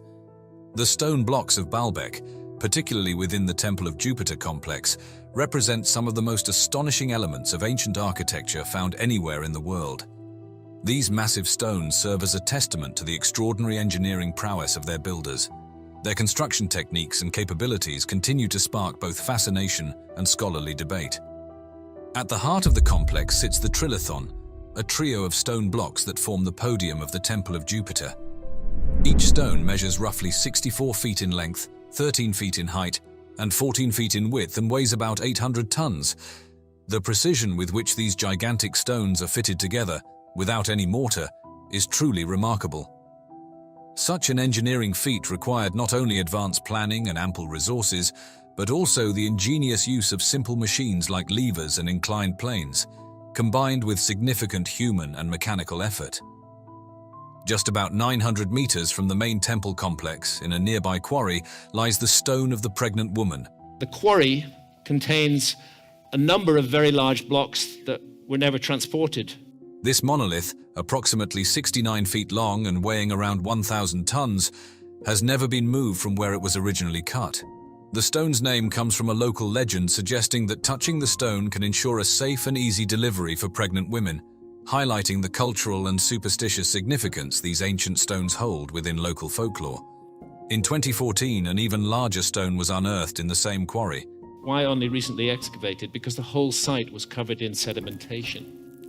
At 64 feet in length and estimated to weigh about 1,650 tons, it stands as the largest known stone ever carved by human hands.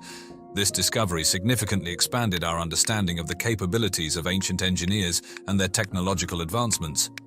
Comparing these megalithic stones to other ancient wonders provides further context to their impressive nature.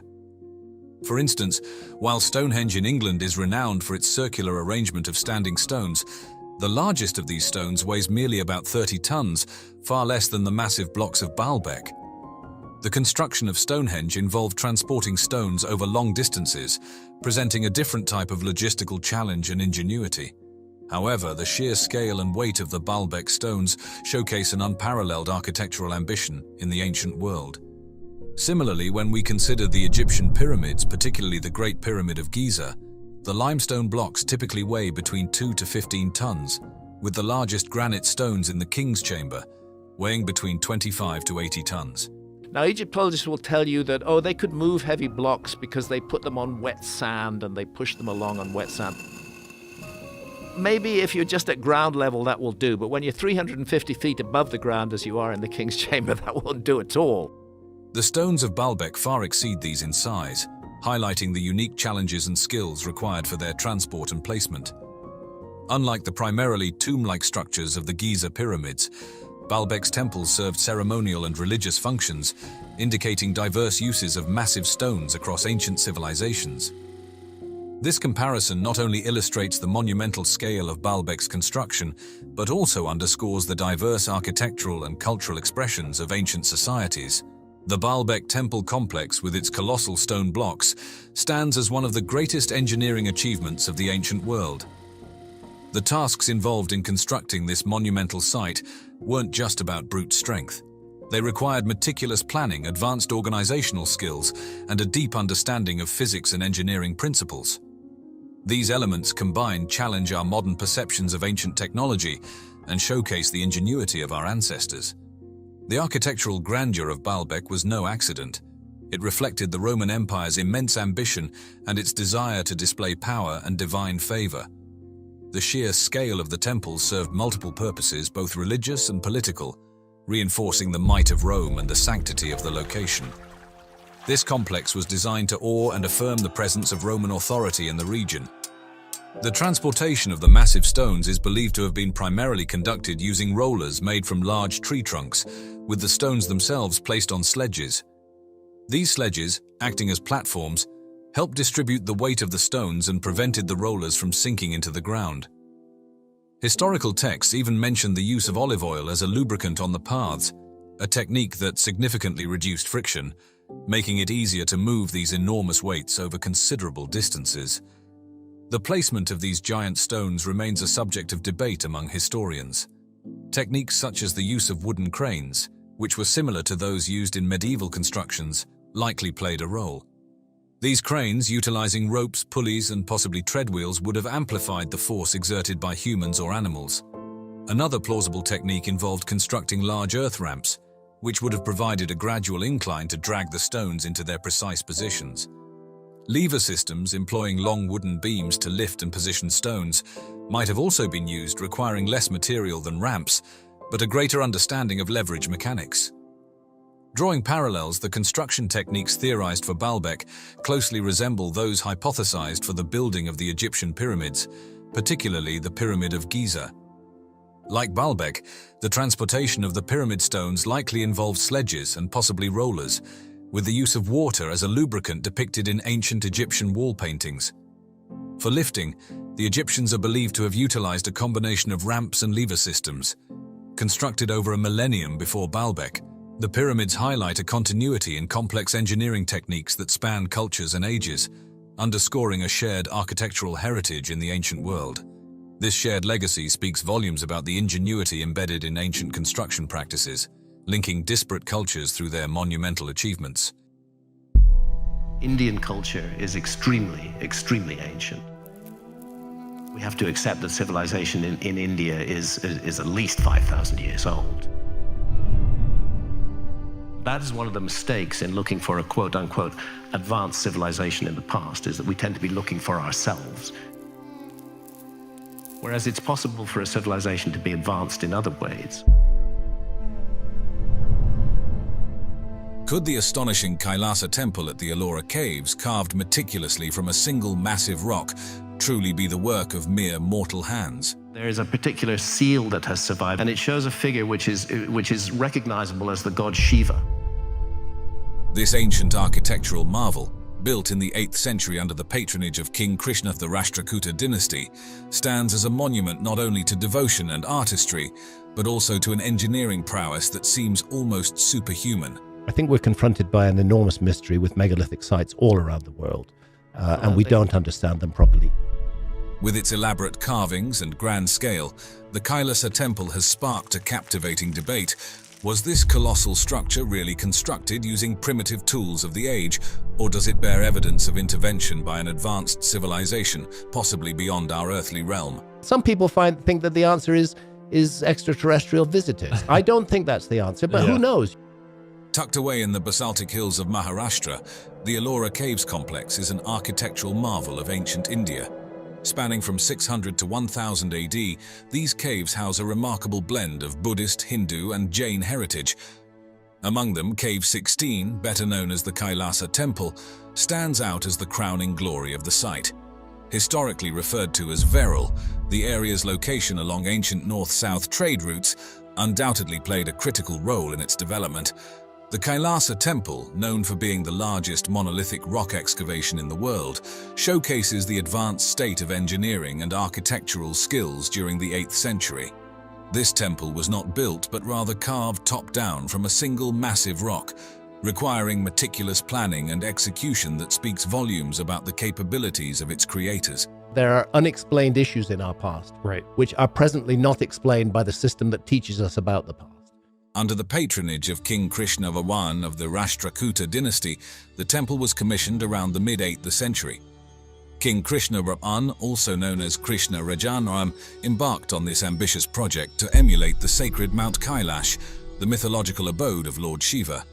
The temple not only served as a place of worship, but also as a demonstration of the power and artistic aspiration of the Rashtrakutas. During a period of British colonial expansion in India, British officers often ventured on expeditions for leisure and exploration. It was during one such excursion that the lush, overgrown vegetation of the Maharashtra region, which had concealed the Ellora caves for centuries, finally gave way to one of the most significant archaeological discoveries in India. A lot of archaeology that gets done doesn't get done because of a targeted search. The year was 1819, and the caves, untouched and perfectly preserved as if in a time capsule, were stumbled upon accidentally by Captain John Smith and his party. The discovery by Captain Smith wasn't merely about uncovering a lost site, it was a revelation that peeled back the layers of India's rich and ancient civilization, which had thrived long before European powers set foot in the region. As Smith entered the caves, he was confronted with the grandeur of India's past, an intact cultural heritage that spoke volumes of its historical depth and complexity. However, Captain Smith left behind more than just the memory of his discovery. In what is now viewed as an act of historical vandalism, he inscribed his name and the date on a pillar inside Cave 10. At the time, such actions were common among explorers, who often left their marks as records of their presence. This graffiti, though frowned upon today, provided a tangible record marking the European discovery of the site and has since become a point of contention in discussions about heritage preservation versus the historical markers of colonial exploration. Following this accidental discovery, there was a renewed interest in the Ellora caves, leading to more systematic explorations and excavations. The Archaeological Survey of India, established in 1861, took on the mammoth task of excavating and preserving these ancient sites. Their efforts were crucial in maintaining the structural integrity and historical accuracy of the caves as they faced the dual pressures of time and increasing tourism. Detailed studies and documentation efforts were spearheaded by early explorers and scholars like James Burgess and later Ghulam Yazdani. Their meticulous work in cataloguing the sculptures, iconography, and architectural styles has been compiled into extensive reports and books, which remain invaluable resources for Indological studies today. This comprehensive documentation helps ensure that the Ellora caves, including the magnificent Kailasa temple, continue to be understood and appreciated not just as monuments, but as gateways to India's illustrious past. The Kailasa temple, also known as Cave 16 at the Ellora caves, truly stands as a testament to the ancient mastery of rock-cut architecture. This stunning structure isn't just a testament to grandeur, but also to a unique construction methodology that melds religious devotion with unmatched craftsmanship. Unlike traditional buildings constructed from the ground up, this temple was carved directly out of a single massive rock, a process that required not only extreme labor but also precise planning. The effort to remove approximately 200,000 tons of rock from the site underscores the monumental human endeavor that went into its creation, likely involving hundreds, if not thousands, of laborers across several generations. Ancient cultures all around the world preserved a memory of a high civilization, of prehistory. Symbolically, the temple mirrors Mount Kailasa, the mythical abode of Lord Shiva, suggesting that the architects intended to create a heavenly abode on earth. This ambition is evident not just in the temple's scale, but also in its elaborate multi-storied design, which features a rare vertical expansion in rock-cut architecture. Each floor is intricately adorned with carvings and statues that bring to life stories from Hindu mythology, especially those focusing on Lord Shiva, enhancing both the religious and aesthetic appeal of the temple. Comparing the Kailasa temple to the ancient city of Petra in Jordan highlights its unique features. While Petra is renowned for its impressive facades carved into rock faces, the Kailasa temple goes a step further. It is not just a facade, but a complete excavation, with intricate vertical carvings that make its interiors as spectacular as its exteriors. Unlike Petra's relatively plain interiors, the Kailasa temple is elaborately detailed, with entire floors, columns, and ceilings that are ornately decorated to reflect Hindu religious themes. The engineering behind the Kailasa temple also addresses some significant challenges, such as maintaining structural integrity while removing massive volumes of rock. The architects and engineers employed their deep understanding of geology and engineering to ensure the stability and durability of the remaining structures. They even incorporated an ingenious drainage system to prevent water accumulation and erosion during the region's heavy monsoon seasons. Moreover, strategic placements of openings and alignments within the temple structure allow natural light to flood its interiors, enhancing the spiritual and aesthetic experience for visitors. The layout also facilitates the circulation of air and movement of devotees, crucial during religious ceremonies. These intriguing aspects of the Kailasa temple, combined with the mysteries surrounding its construction, have fueled various theories about its origins and the techniques used in its elaborate design. From theories suggesting extraterrestrial influence to speculations about advanced ancient technologies or a network of secret chambers, the temple continues to be a subject of fascination and scholarly debate. I think the dating of quite a number of megalithic sites needs to be reconsidered. These discussions not only celebrate the architectural genius of the temple's creators, but also deepen our appreciation for this ancient marvel. Exploring the mysteries of the Kailasa temple at a more refined level reveals a range of fascinating theories that try to explain its incredible construction. One such theory suggests that the technology and precision required for its creation in the 8th century might hint at extraterrestrial influence or the use of advanced ancient technology that has since been lost. While this idea captivates the imagination, most scholars and archaeologists believe that the temple's construction was well within the capabilities of human ingenuity at the time, pointing to similar rock-cutting techniques used across India long before the temple was built. Another intriguing theory about the Kailasa temple involves the possibility of a network of secret tunnels and chambers beneath the complex. Local legends and some speculative reports suggest that these could have served as passages for religious ceremonies or as escape routes during invasions.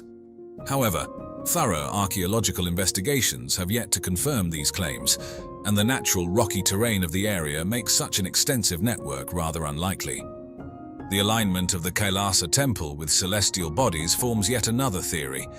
Some believe that the temple, like many ancient structures, was designed in alignment with certain stars or planets to harness cosmic energies during significant astronomical events, such as solstices and equinoxes.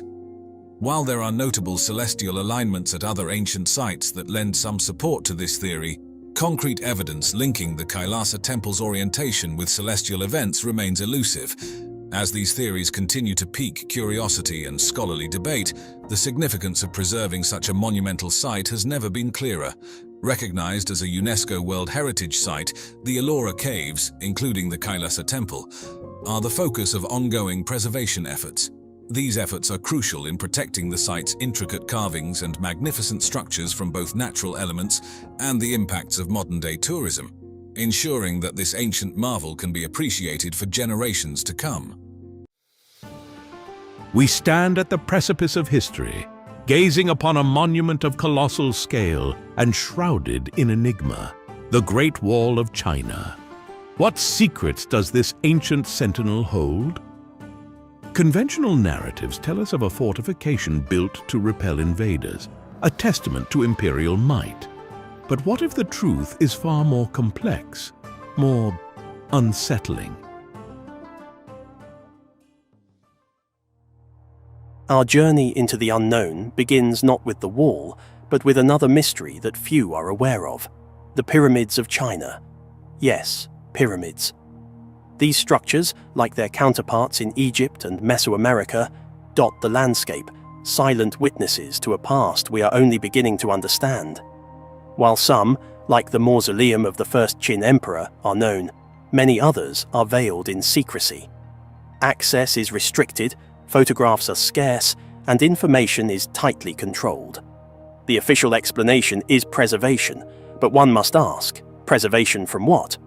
The existence of pyramids across continents, from the Giza Plateau to the jungles of the Yucatan to these Chinese plains, begs the question: was there a global civilization in our distant past?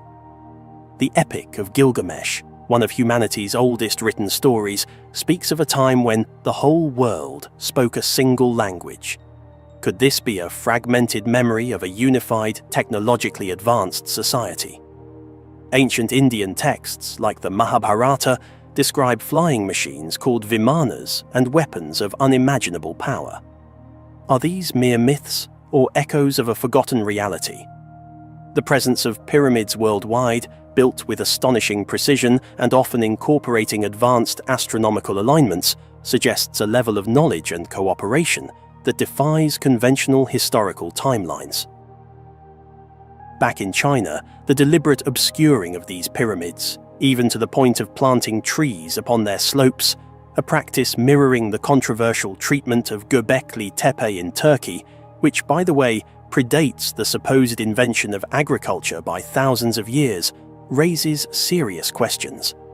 Are these actions merely misguided attempts at conservation, or is there a deliberate effort to hide something from our view? Is it a coincidence that the Library of Alexandria, a repository of ancient knowledge, was famously destroyed? Are we being kept in the dark about our true origins? Now, let us return to the Great Wall. Stretching over 13,000 miles, it is a feat of engineering unparalleled in the ancient world. Construction, we are told, spanned centuries, from the 7th century BC to the 16th century AD. Its purpose: to defend against nomadic tribes, to control trade, to project power. But there are anomalies, whispers in the stones that challenge this narrative. Recent explorations, such as those by Michael Collins of the Wandering Wolf Channel, have revealed disturbing inconsistencies. Imagine this: vast sections of the wall, far from the restored tourist areas, are in ruins. But more than that, in some places, the wall can be scaled from the outside inward. And even more perplexing, arrow slits, designed for defense, are found facing inward, towards the very people the wall was supposedly built to protect. The official history speaks of a workforce of hundreds of thousands, perhaps millions, involved in the construction. But were they truly willing participants, or something else?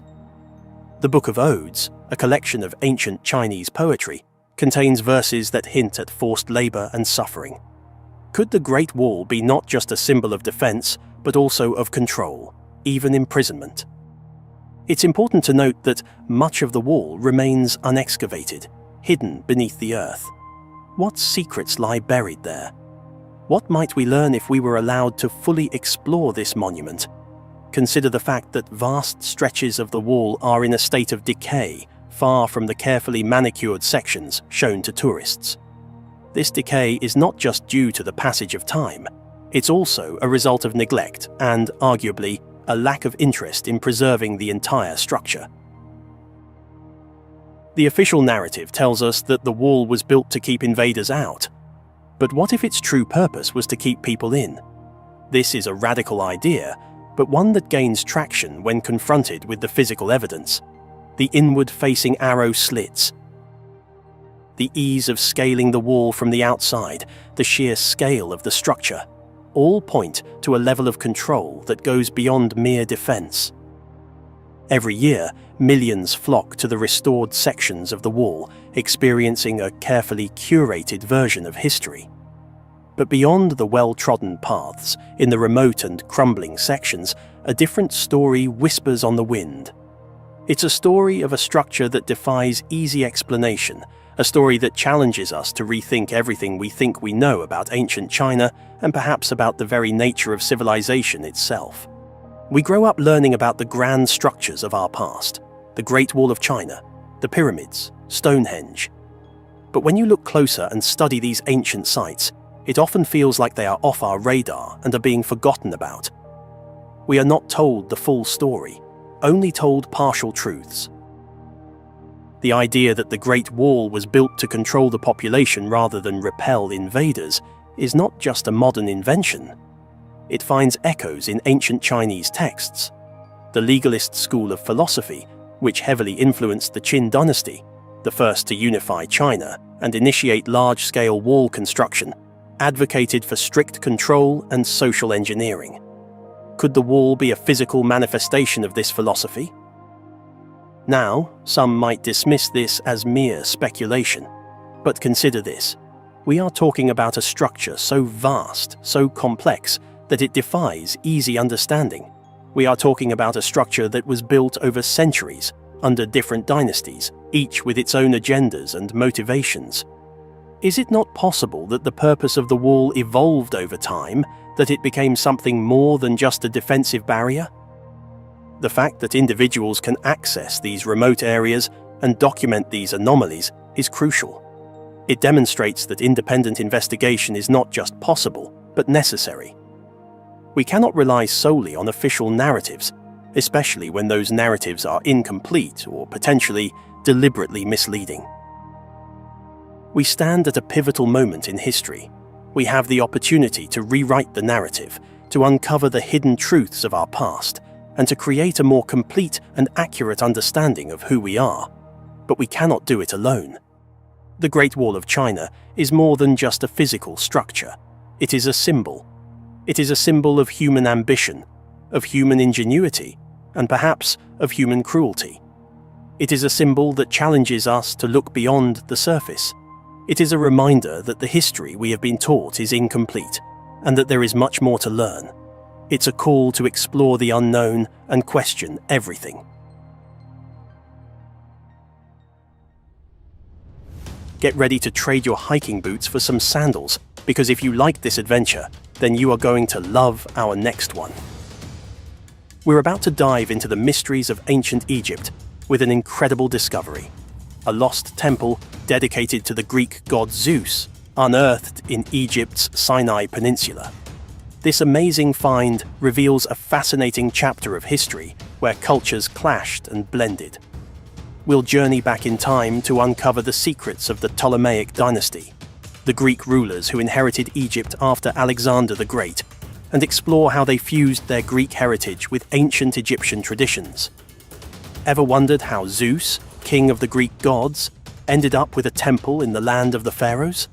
We'll unravel that mystery too, along with the secrets of Pelusium, a once mighty city that guarded the gateway to Egypt and vanished beneath the sands. Until now, from the sacred Mount Cassius to the Egyptian god set, we'll uncover the layers of history and mythology surrounding this incredible find. Get ready to be amazed by the lost temple of Zeus and the secrets it reveals about ancient Egypt's fascinating past. When you picture ancient Egypt, what comes to mind? Majestic pyramids, powerful pharaohs, mummies shrouded in mystery, perhaps their pantheon of gods, Isis, Horus, Ra. But Zeus? Probably not the first deity that springs to mind. Yet a recent discovery in Egypt's Sinai Peninsula has unearthed a lost temple dedicated to the Greek god of the sky.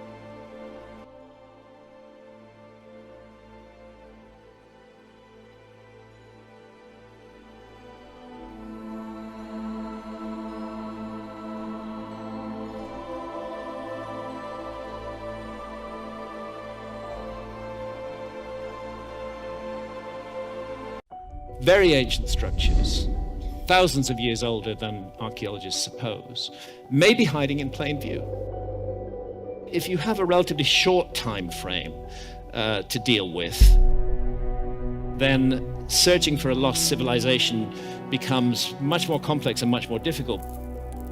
But if you have a very long time frame to deal with, there's much more material to investigate.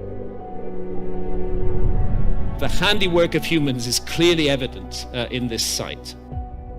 Have you ever heard of a civilization that rivaled ancient Egypt, but vanished without a trace? A great civilization that had been destroyed and that had left some survivors who had come to Egypt.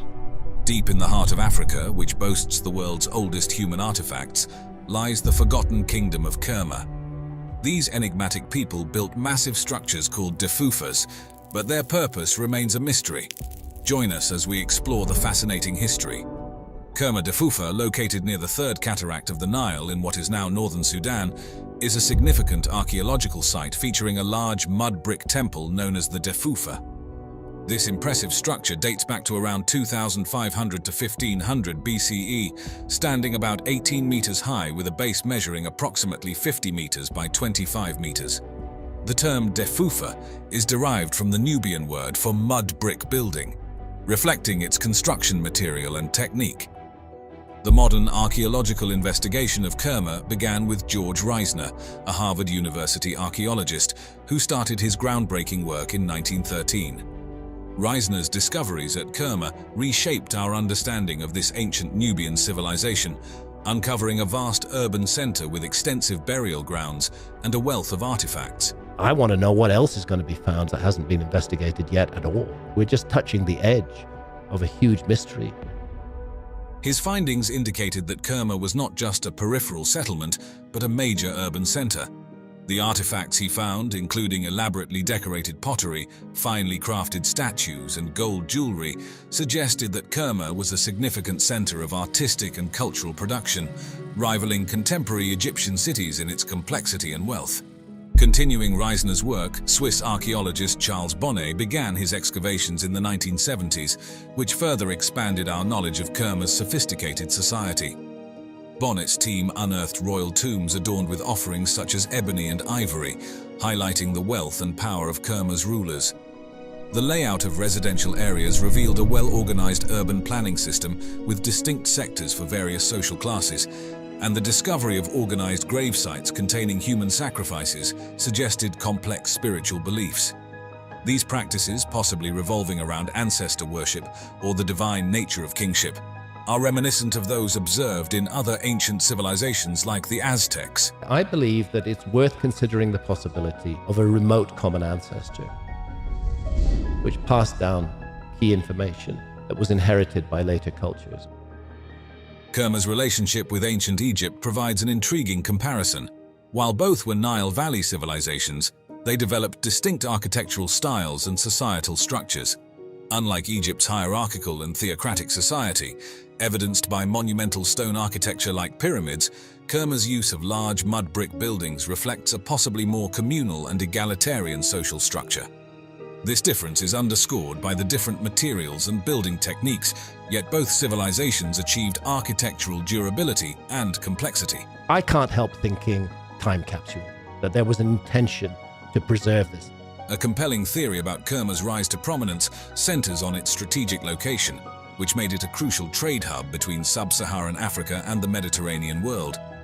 This position likely enabled Kerma to control trade routes, exchanging local goods such as gold, ivory, incense, and exotic animal skins for Egyptian grain, wine, and linen.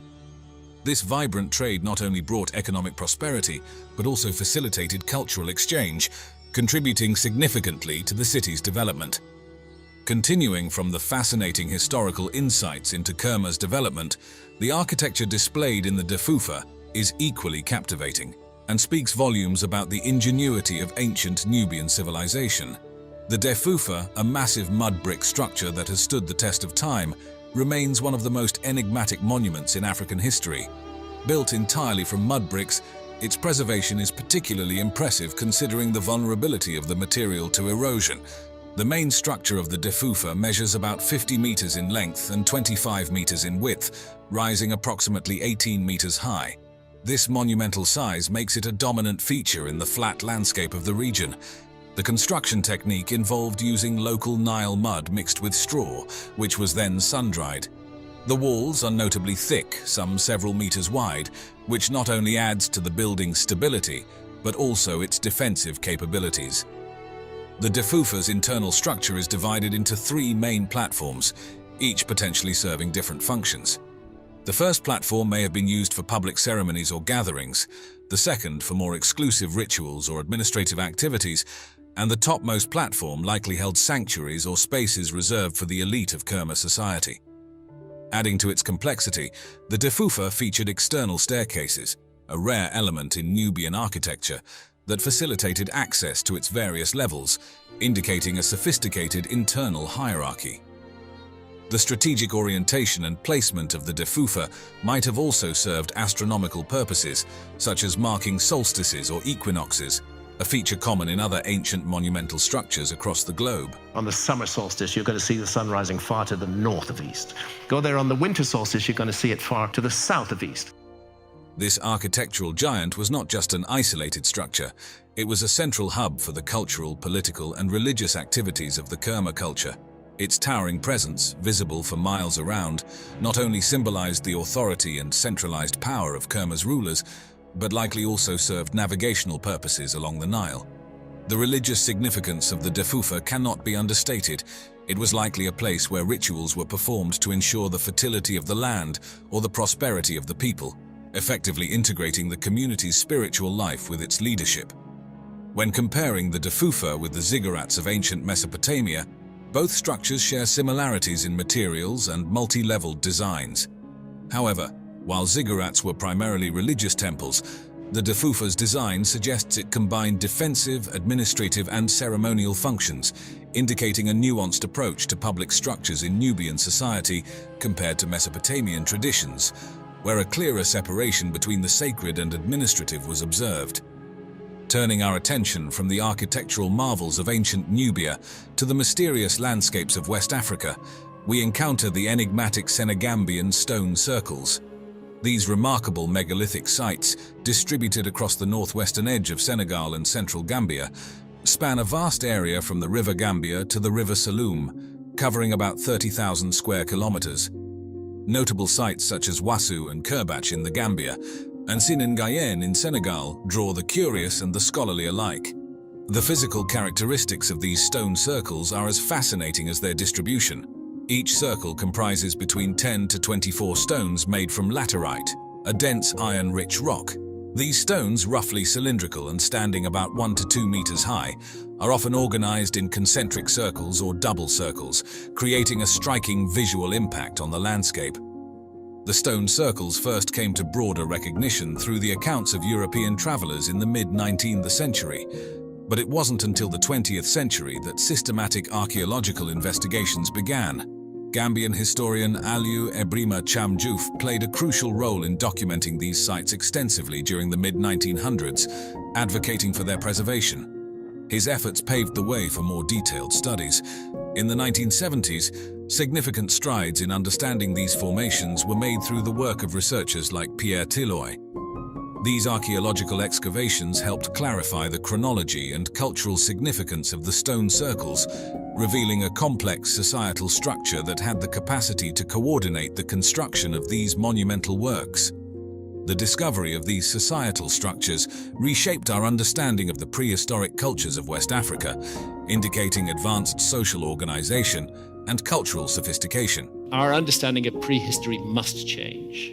In recognition of their significant cultural value, UNESCO designated the Senegambian stone circles as a World Heritage Site in 2006.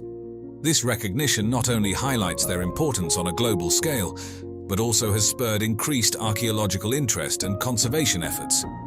The continued exploration and preservation of these stone circles help ensure that the legacy of West Africa's prehistoric cultures continues to inform and inspire future generations. Archaeological excavations have confirmed that the circles primarily served as burial sites, with human remains often found at the center of these circles, accompanied by various artifacts such as pottery, iron tools, and jewelry.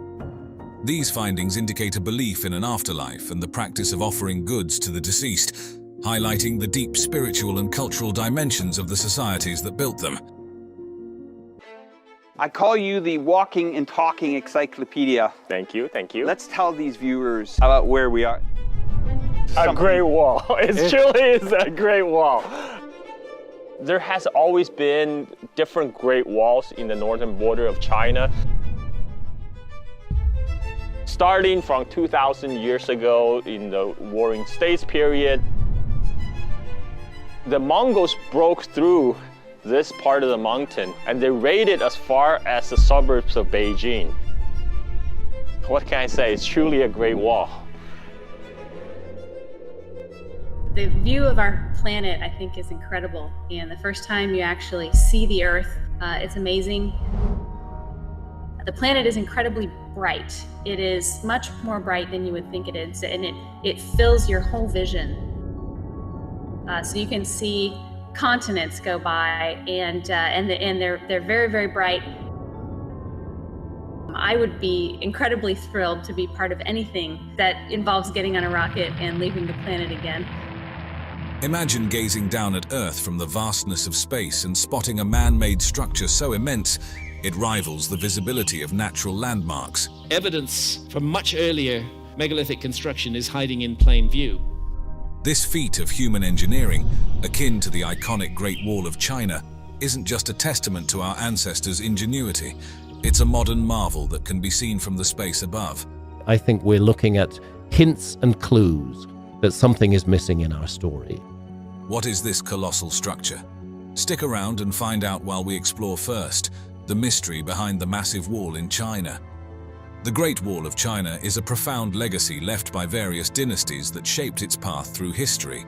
The earliest records of what would become the iconic Great Wall trace back to the Eastern Zhou dynasty, which documented attempts to fortify the northern borders against invaders.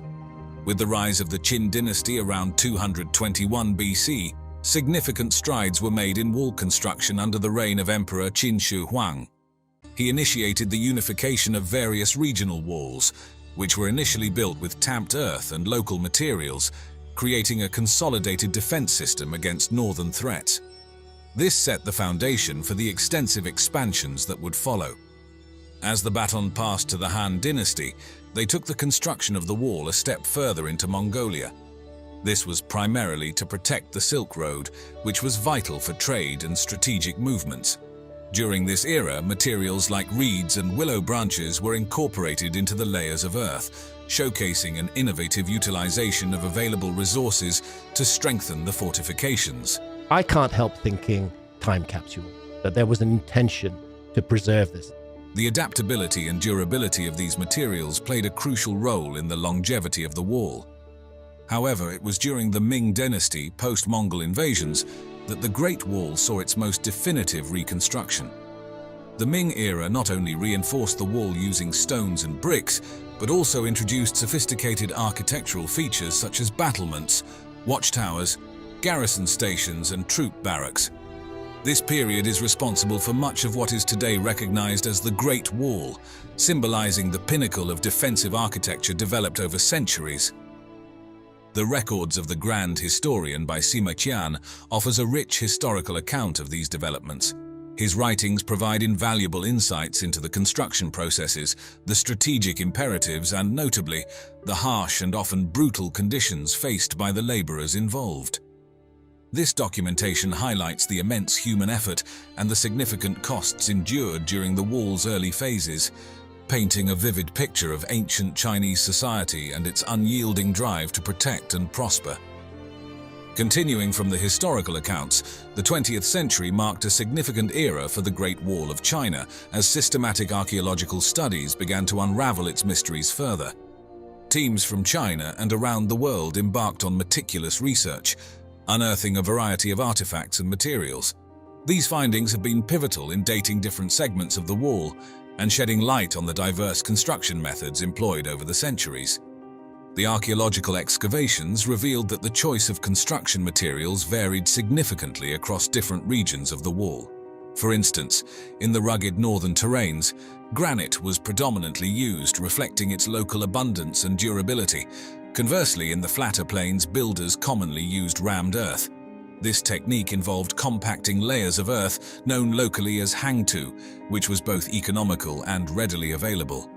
The flexibility in material choice highlighted an adaptive construction strategy tailored to the varying geographic and resource conditions across the vast stretches of the wall. Moreover, the early segments of the Great Wall were not just simple earthworks. To enhance structural integrity and resist erosion, wooden frameworks were integrated within these earthen walls. However, in stone-rich areas, large stones were not only used as foundational bases, but also served as primary building blocks for much of the construction. Wood played a crucial role too, especially in constructing gates, towers, and for reinforcing sections of the wall, although it was more vulnerable to decay and fire. As we delve further into the advancements in construction materials and techniques used for the Great Wall, the Ming dynasty emerges as a period of significant evolution. During this era, the use of bricks and stone slabs became prevalent, enhancing the wall's durability and resistance to weather conditions.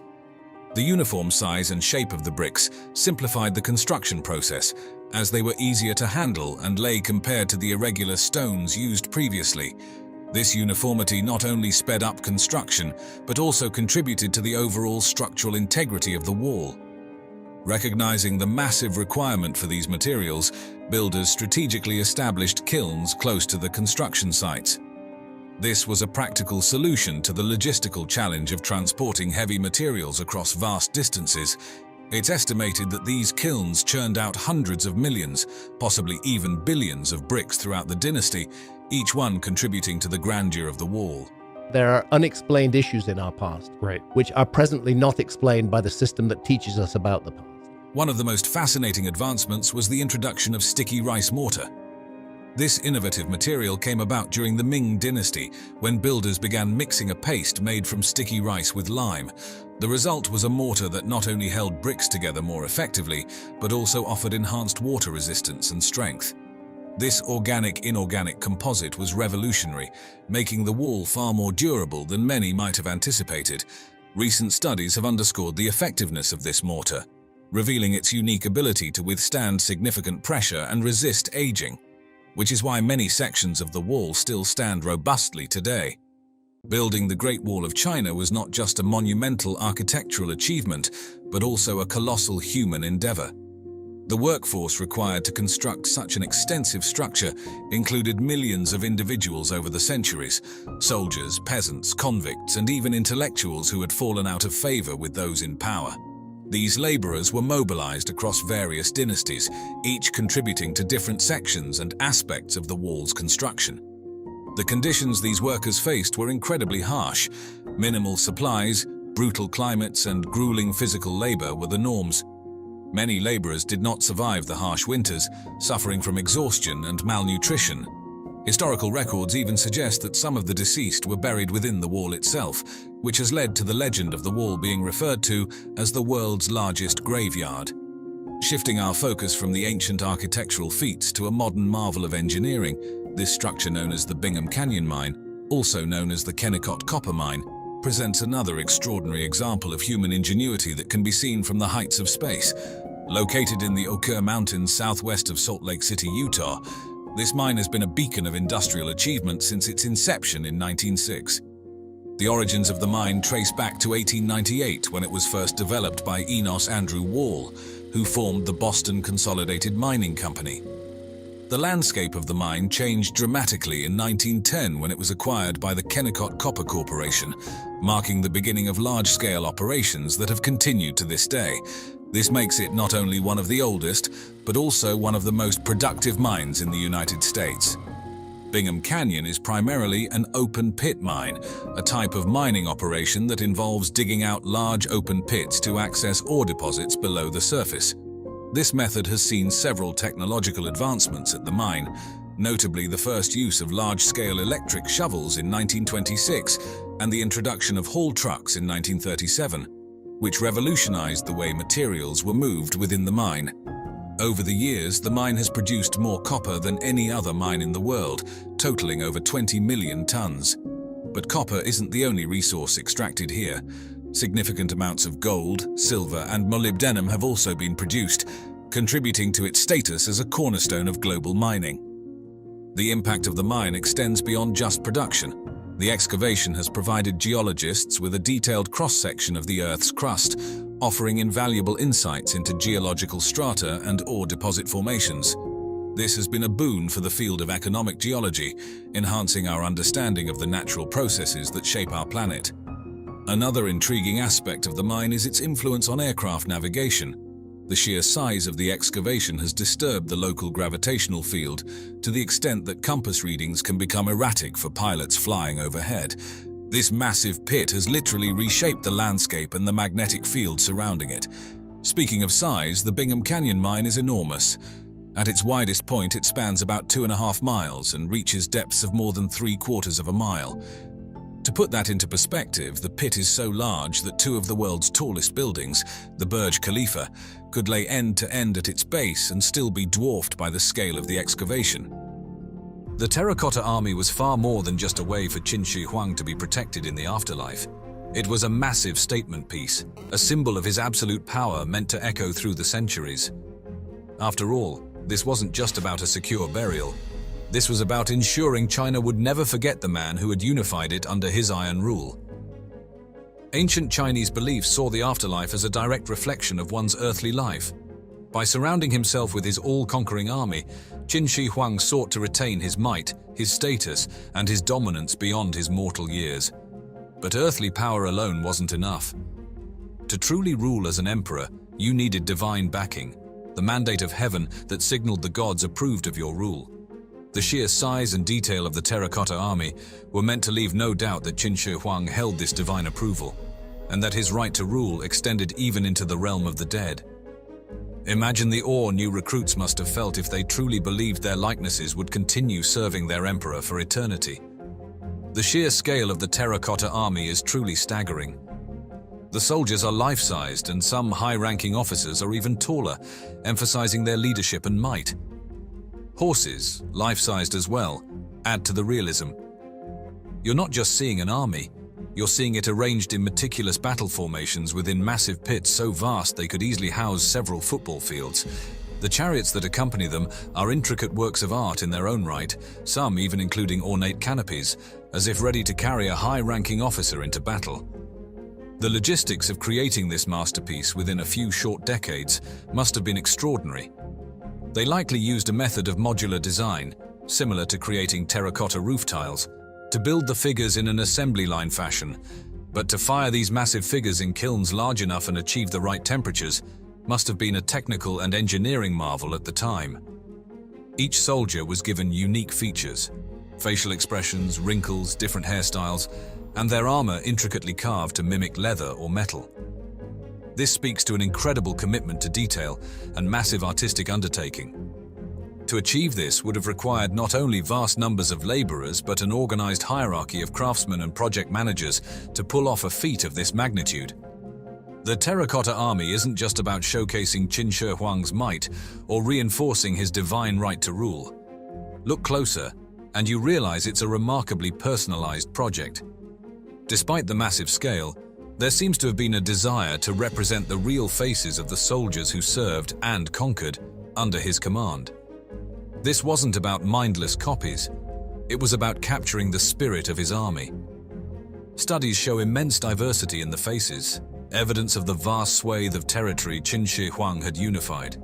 Imagine standing face to face with a young recruit, his eyes gleaming with a mix of determination and perhaps just a hint of fear.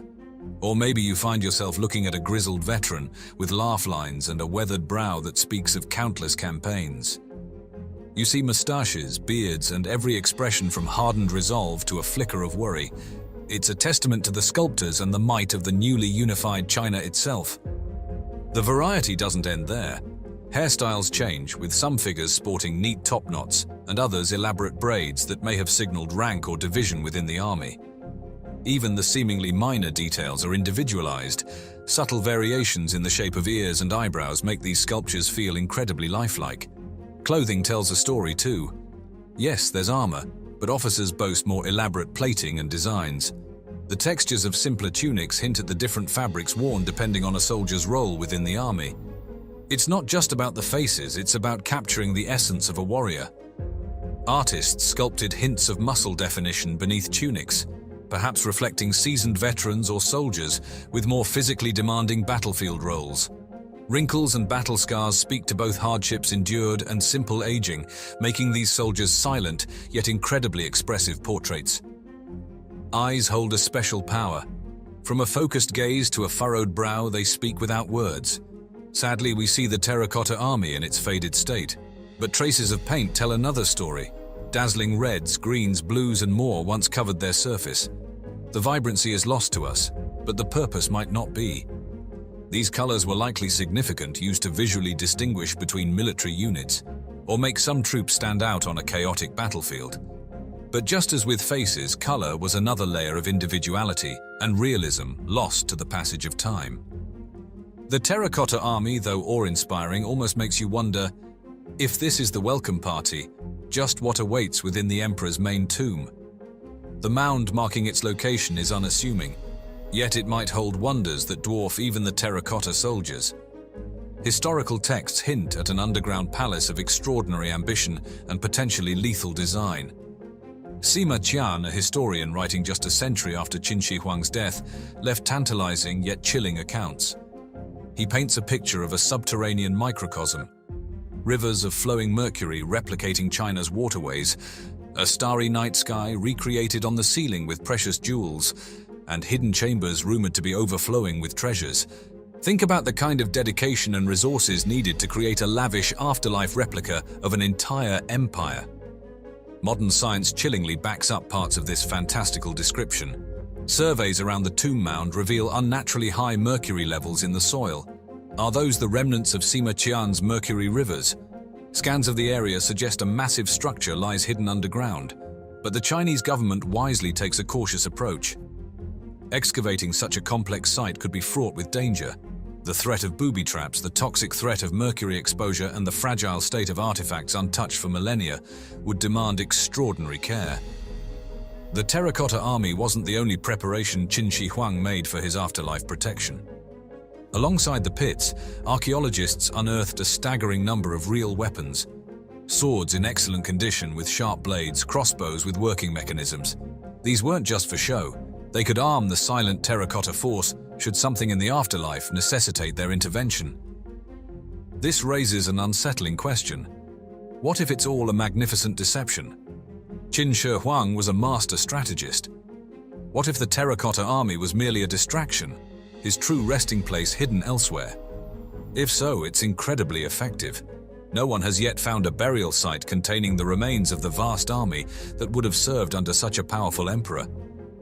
Sima Qian doesn't skimp on the warnings when describing the tomb. Hidden crossbows rigged to fire on intruders, the constant threat of toxic mercury.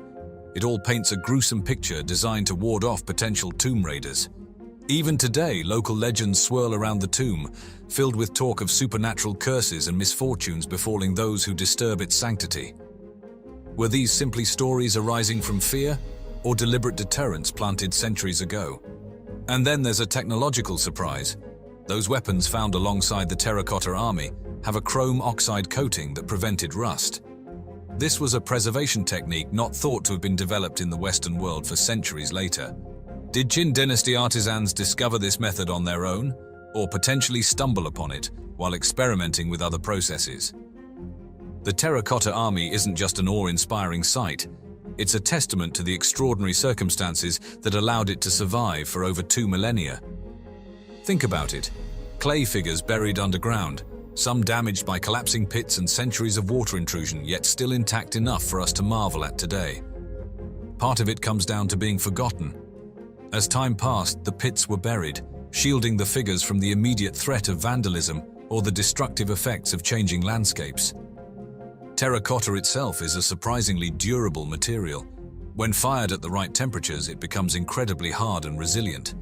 Just think of how terracotta roof tiles last for centuries. Add in the more stable environment found underground, protected from the harsh extremes of weather experienced above, and you have a recipe for survival.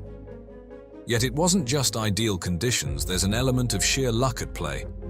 If farmers hadn't been digging a well in that specific spot in 1974, who knows how much longer the terracotta army would have remained hidden? The discovery, while accidental, paved the way for modern archaeologists to step in. They bring tools and techniques of excavation and preservation that simply didn't exist in Qin Shi Huang's time. The terracotta army isn't just a collection of statues. It's a window into an empire at the pinnacle of its power. The sheer scale of the complex, the meticulously organized formations, the detailing given even to simple foot soldiers, it all gives incredible insight into the military machine that allowed Qin Shi Huang to unify warring states under his rule. Think about the different troop types: archers, infantry, cavalry, and imagine how they would have functioned as a unified fighting force on a real battlefield. The undertaking itself speaks volumes about the Qin dynasty's infrastructure. Imagine coordinating the massive number of laborers and managing resources on such an enormous scale. It's a testament to the highly centralized and efficient bureaucracy the Qin dynasty was known for. The figures themselves stand as a display of craftsmanship. Imagine the potters shaping thousands of bodies, the sculptors bringing individual faces to life, and the painters adding those dazzling splashes of color. It reflects not only artistic skill but refinement in mass production techniques that were likely cutting edge for the time. The terracotta army reflects more than power and craftsmanship. It mirrors Qin Shi Huang's worldview. It wasn't enough to rule in life. His ambition extended into the afterlife. He wanted to maintain complete control even after death, and those thousands of clay soldiers were the key to his vision. The story doesn't end with the excavation. The Terracotta Army remains an active archaeological site filled with unanswered questions. There are still pits waiting to be uncovered, and who knows what lies within the emperor's tomb itself. Scientists are constantly developing new preservation techniques, striving to keep those fleeting traces of paint for future analysis, and even digitally recreate the army's original vibrant appearance. As with any great archaeological discovery, research never stops. Each new analysis peels back another layer, helping us better understand the Qin dynasty, its technology, and the mindset of the visionary, and sometimes terrifyingly ruthless emperor who built it. The Terracotta Army deservedly earns its place as a wonder of the world. It's a fusion of power, history, artistry, and ambition that continues to fascinate, prompting us to linger on the questions that still swirl around this extraordinary underground army.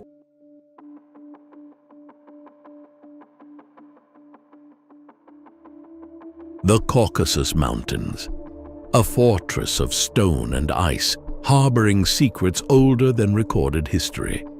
Legends speak of lost civilizations and cities swallowed by the earth. In 2011, one man stumbled upon the truth behind the myths. He descended into the abyss, uncovering a mystery that would cost him his life. Nazi conspiracies, unexplained deaths, and a secret that could rewrite our understanding of the past. Kara Hora is a monument to human ingenuity and a reminder that even in the most remote places, the echoes of ancient civilizations can still be heard. And the truth remains buried in darkness.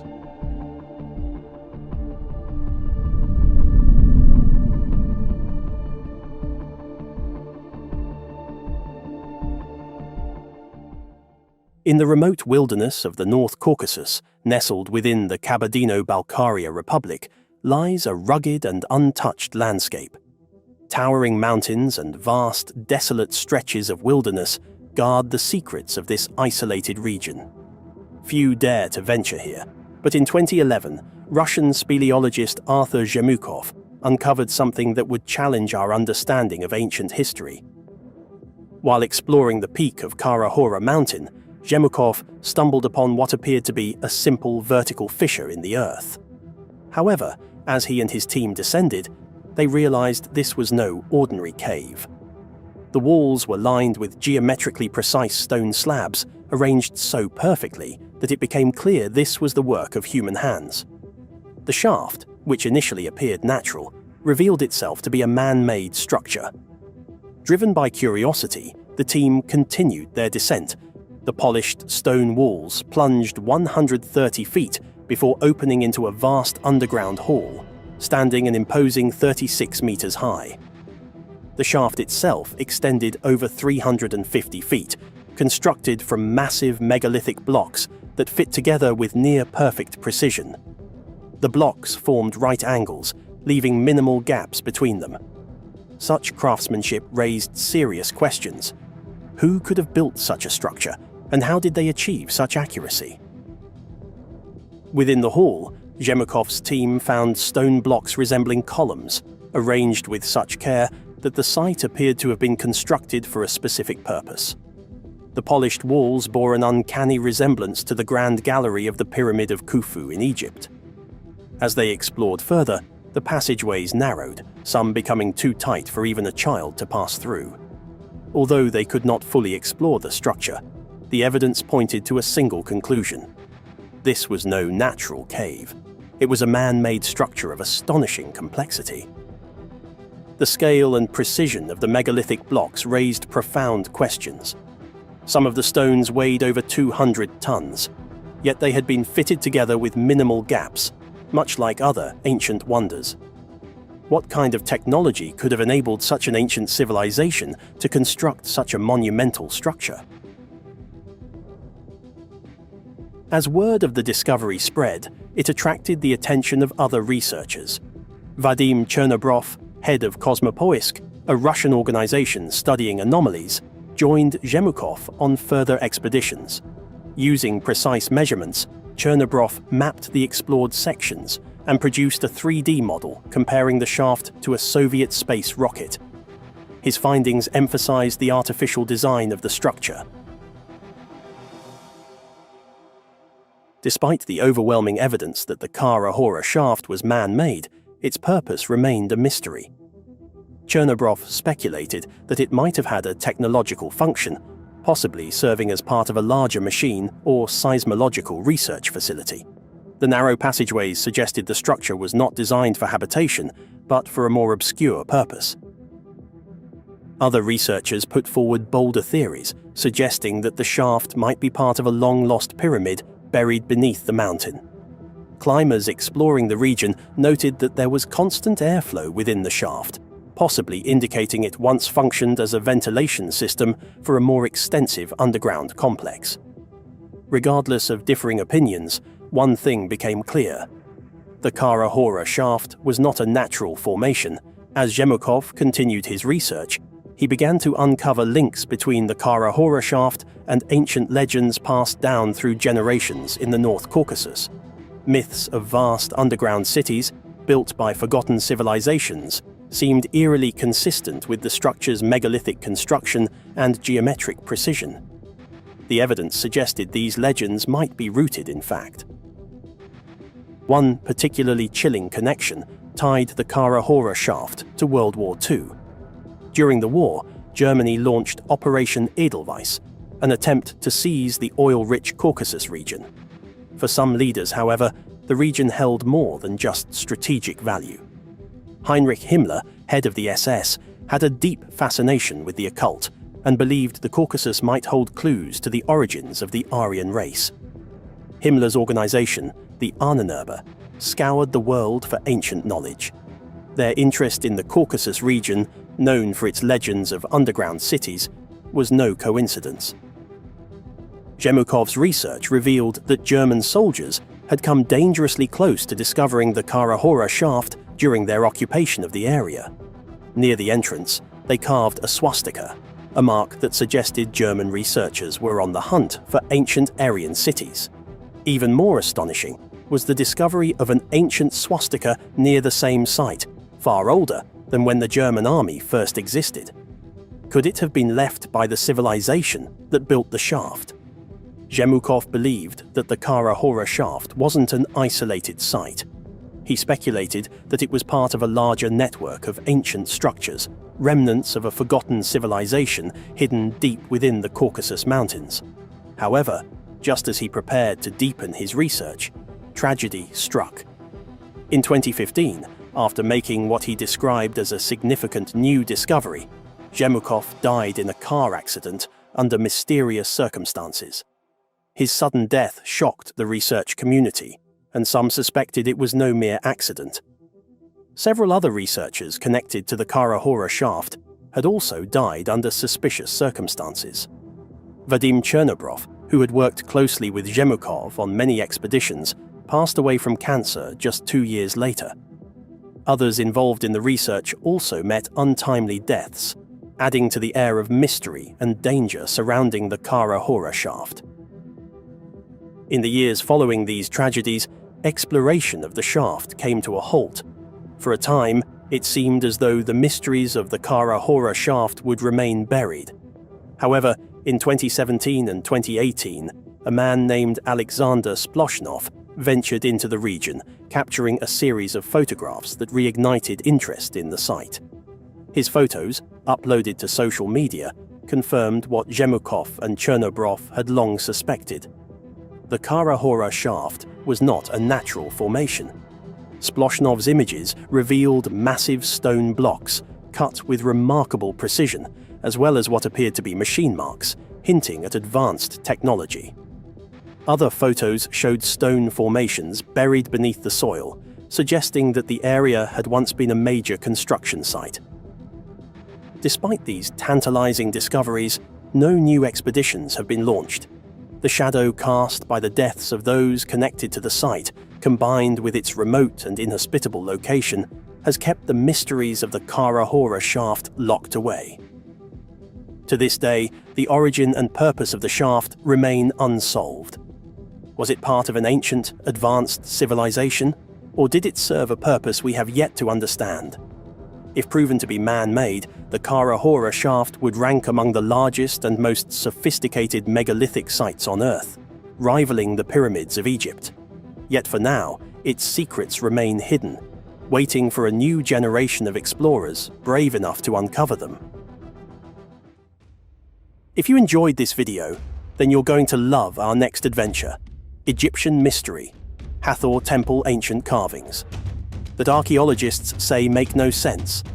Journey into the heart of ancient Egypt and uncover the enigmatic Dendera light carving, a mysterious artifact that has baffled scientists for centuries. Located within the majestic Hathor Temple, this enigmatic carving depicts a radiant serpent entwined around a celestial disk. What is the true meaning of this cryptic image? And how did the ancient Egyptians create such an advanced technology? Explore the theories and speculations surrounding the Dendera light, from its potential astronomical significance to its possible connection to extraterrestrial civilizations. I think we're confronted by an enormous mystery with megalithic sites all around the world, and we don't understand them properly. The people who made it knew what they were doing. You don't move around 20-ton megaliths in high relief. You don't do that. There's no way that's a first try. No, there's no way that's a first try. Yeah. There's obviously a hidden background to that. So I think the dating of quite a number of megalithic sites needs to be reconsidered. Korea, a land steeped in history and shrouded in mystery, holds a secret that has baffled archaeologists and historians for centuries. Scattered across its rugged landscape are thousands of megalithic structures known as dolmens, silent sentinels from a forgotten era. Were these massive stone structures merely tombs for the elite, as some scholars suggest? Or do they whisper of a time when giants roamed the earth, leaving their colossal mark on the very stones themselves? Let's explore the mysterious world of Korean dolmens, where myth and reality intertwine, and uncover the truth behind these ancient wonders. I want to know what else is going to be found that hasn't been investigated yet at all. We're just touching the edge of a huge mystery. The Korean dolmens, mysterious and monumental, have always held a place of reverence within local folklore. Ancient populations in Korea viewed these structures not only as significant landmarks, but also as sacred sites possibly built by giants or legendary heroes, as hinted in ancient myths. This deep-seated cultural recognition has meant that the discovery of dolmens by Koreans themselves is not documented as such. It is woven into the fabric of their history and mythology. Ancient cultures all around the world preserved a memory of a high civilization, of prehistory. Systematic documentation of these megalithic structures began during a tumultuous period in Korea's history, the Japanese occupation from 1910 to 1945. During this time, Japanese archaeologists, including notable researchers like Sekino Tadashi, embarked on the first formal studies of the dolmens. Their aim was part of a larger effort to catalogue and understand the peninsula's prehistoric landscape, which inadvertently involved imposing control over Korea's cultural heritage. These early 20th century surveys marked the first time the dolmens were mapped and described in detail, shifting their perception from elements of folklore to subjects of archaeological and historical importance. Post the Korean War, as South Korea focused on rebuilding its national identity, there was a resurgence of interest in preserving the country's rich cultural heritage. This renewed interest paved the way for more localized and intensive studies of the dolmens. By the late 20th century, Korean archaeologists had started employing modern techniques such as radiocarbon dating, detailed site excavations, and even advanced technologies like 3D scanning and GIS systems. These tools allowed for a more precise understanding of the dolmen's age, construction methods, and their original use, enriching the appreciation of these ancient structures. This is not something that everybody knows. Carbon dating can only date organic material. It can't date stone. The turn of the millennium brought international recognition to this fascinating aspect of Korean heritage when several dolmen sites were designated as UNESCO World Heritage Sites. This prestigious status underscores the significant archaeological value of the dolmens and highlights their importance in understanding the prehistoric era on the Korean peninsula. Our understanding of prehistory must change. This recognition not only boosts preservation efforts but also fosters global appreciation for Korea's ancient monumental wonders. Building on the historical significance of the Korean dolmens, let's delve into the remarkable engineering skills that these ancient societies showcased through their construction. The transportation and assembly of these massive stone structures present a fascinating study of prehistoric engineering. The stones used in the construction of dolmens were often colossal, sometimes weighing several tons. Moving such heavy stones over long distances was a formidable challenge that required ingenious solutions. It is believed that the ancient builders used logs as rollers under the stones, a technique known as log rolling. This method significantly reduced friction, enabling human or animal power to transport these massive stones efficiently. This technique bears a striking resemblance to those used for constructing Stonehenge in England and the Moai statues of Easter Island, where similar log-based systems were employed to maneuver large stones across rugged terrains. Upon reaching the construction site, the next hurdle was lifting and positioning these heavy stones accurately. Earth ramps made from piled soil and stones likely facilitated the elevation of these stones to their desired height. Alongside these ramps, levers and simple wooden frameworks would have been used to hoist the stones into position. The use of levers provided a mechanical advantage that allowed smaller groups to perform these monumental tasks, showcasing not only technical knowledge but also effective teamwork and resource management. The choice of stone was crucial for ensuring the durability and structural integrity of the dolmens. Granite, commonly used in these structures, was favored for its hardness and resistance to weathering, which speaks volumes about the ancient builders' understanding of material properties. The quarrying of these stones was a meticulous process that involved using harder stone tools, possibly made from basalt or even metal tools in later periods. The labor-intensive chipping away at rock beds to extract usable blocks required precision and planning. After quarrying, the stones were carefully shaped and smoothed to ensure a perfect fit in the construction. This involved not only large-scale shaping to create flat surfaces for the capstones, but also more detailed, finer work to guarantee the structural stability of the dolmen. The final smoothing of the stones might have been achieved through abrasion techniques, using sand or smaller stones to grind down the stone surfaces, ensuring that each piece would fit together seamlessly in the final structure.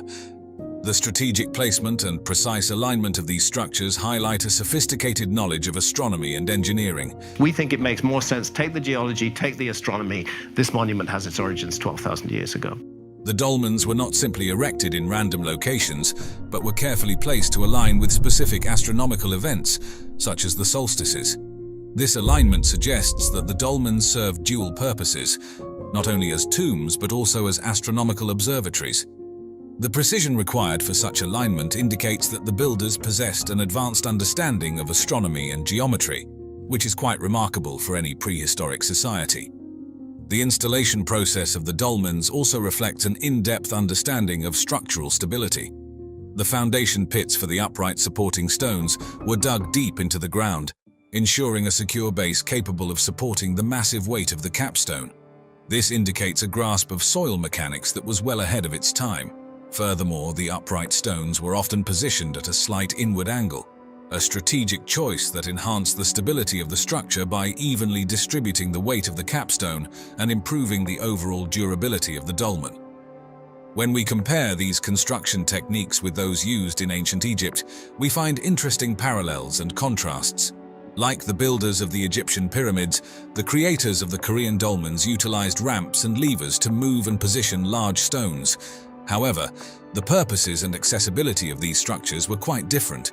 While the Egyptian pyramids were primarily built supposedly as tombs for the pharaohs and the elite, signifying a hierarchical society, the Korean dolmens were more universally used across different strata of society. This thoughtful approach to the construction and placement of dolmens not only ensured their longevity, but also imbued them with significant astronomical value, making them an integral part of Korea's historical landscape. The dolmen sites in Korea not only offer a window into the Neolithic and Bronze Age periods of the region, but also demonstrate the advanced prehistoric engineering skills and deep-seated cultural traditions of their builders. The impressive size and weight of the stones used in these structures speak volumes about the sophistication of ancient construction techniques. a sophistication paralleled by few other ancient structures worldwide. These stones can measure anywhere from 1 to 7 meters in length and often exceed a meter in thickness. The variation in size across different sites suggests a diversity in burial practices and social hierarchies. Moreover, some dolmens may have served purposes beyond burials, perhaps as markers of territorial boundaries or as sites for ritualistic activities. The logistical challenges of moving and positioning such massive stones were formidable. Transporting these immense weights from quarry sites to their final locations required not only significant physical effort, but also intricate planning and the cooperation of entire communities. When we compare these engineering feats with the megalithic temples of Malta, we see similarities and differences in construction techniques that reflect each culture's unique approach to megalithic structures. Both the Korean dolmens and the Maltese temples highlight an advanced understanding of construction techniques from similar eras. However, while Korean dolmens typically feature simpler structural designs with a focus on vertical and horizontal stone placement, the Maltese temples boast more complex architectural elements like intricate floor plans and decorative facades. This fascinating comparison underscores how different cultures adapted their megalithic construction techniques to fit their local traditions and available resources, creating enduring monuments that continue to awe and inspire.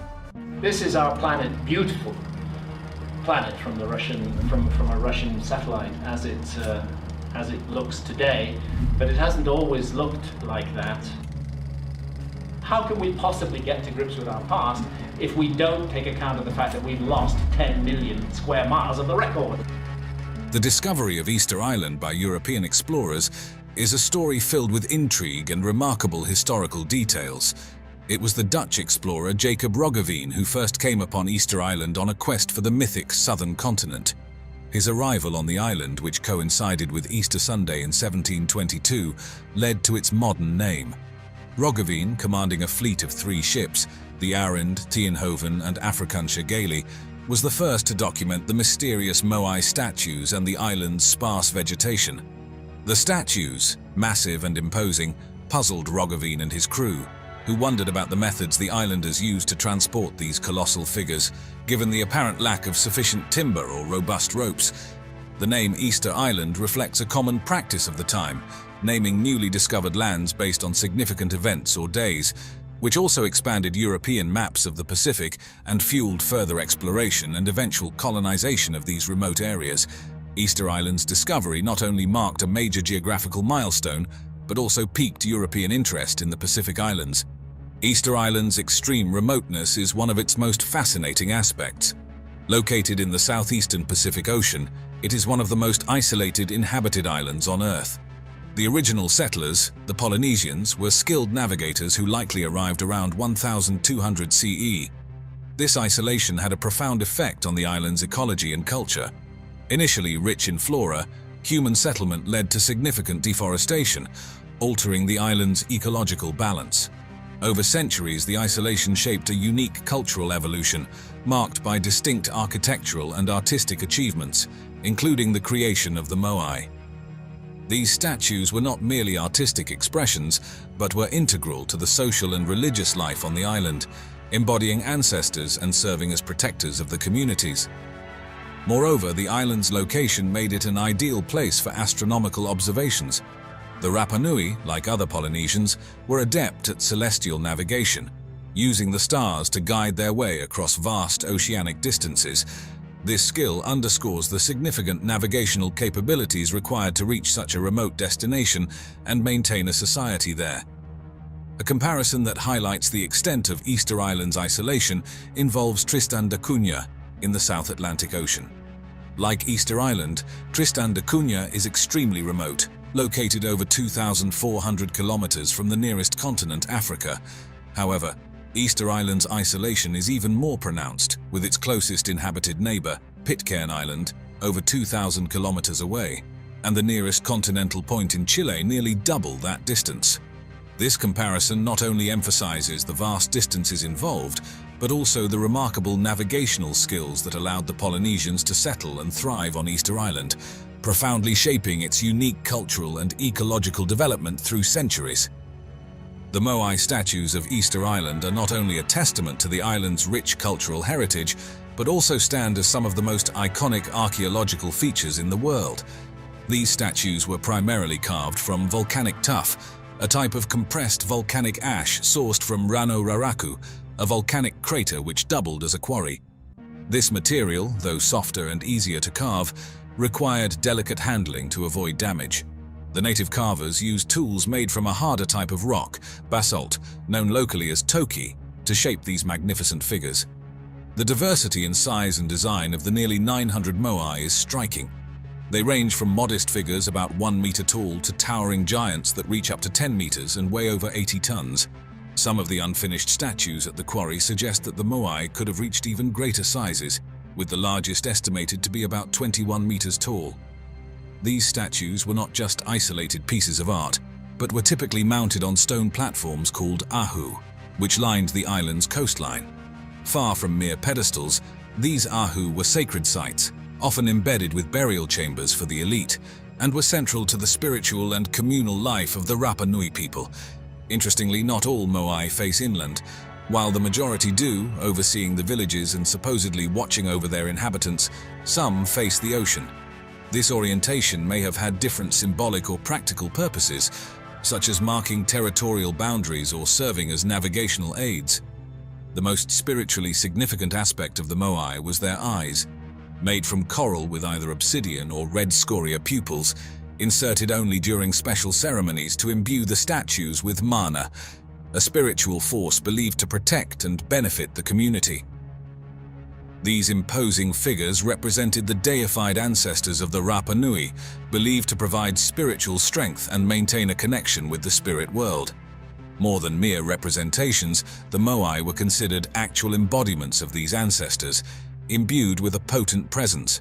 The construction and erection of these statues likely served a competitive function among the island's various tribal groups, with leaders, known as ariki, sponsoring these statues to establish and legitimize their authority and to demonstrate their ability to mobilize community resources.